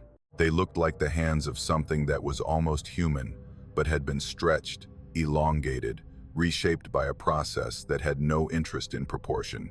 I stood on that porch for a long time, looking at the prints, feeling the cold crawl into me through my boots and my clothes and my skin. Then I went back inside and locked the door and sat down on the couch next to my wife and didn't say a word. The power came back on Tuesday afternoon. The ice began to melt on Wednesday. By Thursday, the handprints on the porch were gone, dissolved back into water, running off the wood in thin rivulets that carried no memory of what had made them. The roads cleared. The county crews came through with chainsaws and bucket trucks. The world reassembled itself around us, filling in the gaps that the storm had torn open, and within a week, everything looked the way it had before. Normal, functioning, explained. Dana and I didn't talk about it, not immediately. The days after the storm were consumed by practical concerns, restocking the firewood, replacing the furniture we'd burned, checking the property for damage. We moved through the recovery the way people move through the aftermath of any crisis. Focused, efficient, unwilling to look back until the forward motion stops. It was almost 2 weeks later when Dana told me. We were in bed, lights off, the house warm and humming with electricity, the dogs asleep at our feet. She said it quietly, the way you say things you've been holding in your chest and can't carry anymore. She said that on the third night, Sunday, the night the tapping circled the house, she had looked. When I'd told her not to, when I'd said it with that instinctive certainty that I couldn't explain, she'd nodded and sat back down. But later, when I'd fallen asleep on the couch, she'd gotten up. She'd gone to the kitchen window, the one the tapping had just passed, and she'd pulled back the curtain an inch and looked out. She said she saw a face pressed against the glass from the outside, close, inches away, pressed flat against the window the way a child presses their face to a store window, forehead and nose and cheeks distorted by the pressure. The face was smiling, a wide, open smile that showed too many teeth, that stretched the lips beyond where lips should stretch, that turned the expression from something joyful into something anatomically wrong. The face was pressed so hard against the glass that the ice on the outside had cracked around the point of contact, spiderwebbing out from the nose and forehead in thin fracture lines. And the face, she said, looked like me. Not exactly like me, not a mirror image, but close enough that the resemblance was unmistakable, and close enough that the differences were worse than if it had looked nothing like me at all. My features, my bone structure, my proportions but stretched slightly, adjusted slightly, as if something had studied my face and rebuilt it from memory, without quite understanding how the pieces fit together. The eyes were mine, but set too wide. The jaw was mine, but too long. The smile was something I'd never made and never would. She said it looked at her through the glass for 3 or 4 seconds. Then it pulled back from the window and was gone. She heard the tapping resume at the next window, continuing its circuit, and she went back to the couch and sat down next to me and didn't say anything until 2 weeks later in our bed in the dark. I didn't know what to say. I still don't. I held her, and we lay there, and the house was quiet and warm, and the dogs slept, and the world outside was normal. And I thought about a face that looked like mine pressed against our window in an ice storm, smiling a smile I'd never smiled, circling our house with a patience that suggested it had done this before and would do it again. February is coming back. The long-range forecasts are already talking about a cold stretch at the end of the month, possible ice. Dana hasn't mentioned it, I haven't mentioned it, but I've noticed things. I've noticed that she's started pulling the curtains earlier in the evening. I've noticed that she's bought heavier curtains for the kitchen, the kind you can't see through even when you hold a light behind them. I've noticed that she doesn't go near the back door after dark anymore, and that when the wind picks up and something rattles against the glass, she flinches in a way she never did before. And I've noticed one more thing. The wood stove doesn't hold heat the way it used to. Or maybe the house doesn't hold heat the way it used to. Because on cold nights, even with the stove burning strong and the house sealed tight, there's a draft. A faint, persistent cold that seems to come from everywhere and nowhere, as if the walls themselves are breathing in the winter air through gaps too small to see. And sometimes, when I put my hand against the back door, against the gap at the bottom where the weather stripping is still worn, I feel something coming through from the other side. Not wind, not cold. Warmth. A faint, rhythmic warmth that pulses against my fingers like breath. I still haven't replaced that weather stripping. I don't know why. Maybe because replacing it would mean admitting that something was breathing through it. Maybe because part of me is afraid that sealing the gap won't stop the breathing. It'll just make it find another way in. Or maybe because, in the quietest, darkest part of my mind, in the place where the thoughts live that I'll never say out loud, I want to know what's on the other side. I want to understand what wears my face and circles my house and presses its 2 large hands into the ice on my porch. I want to know what it's smiling about. I just don't want to open the door to find out.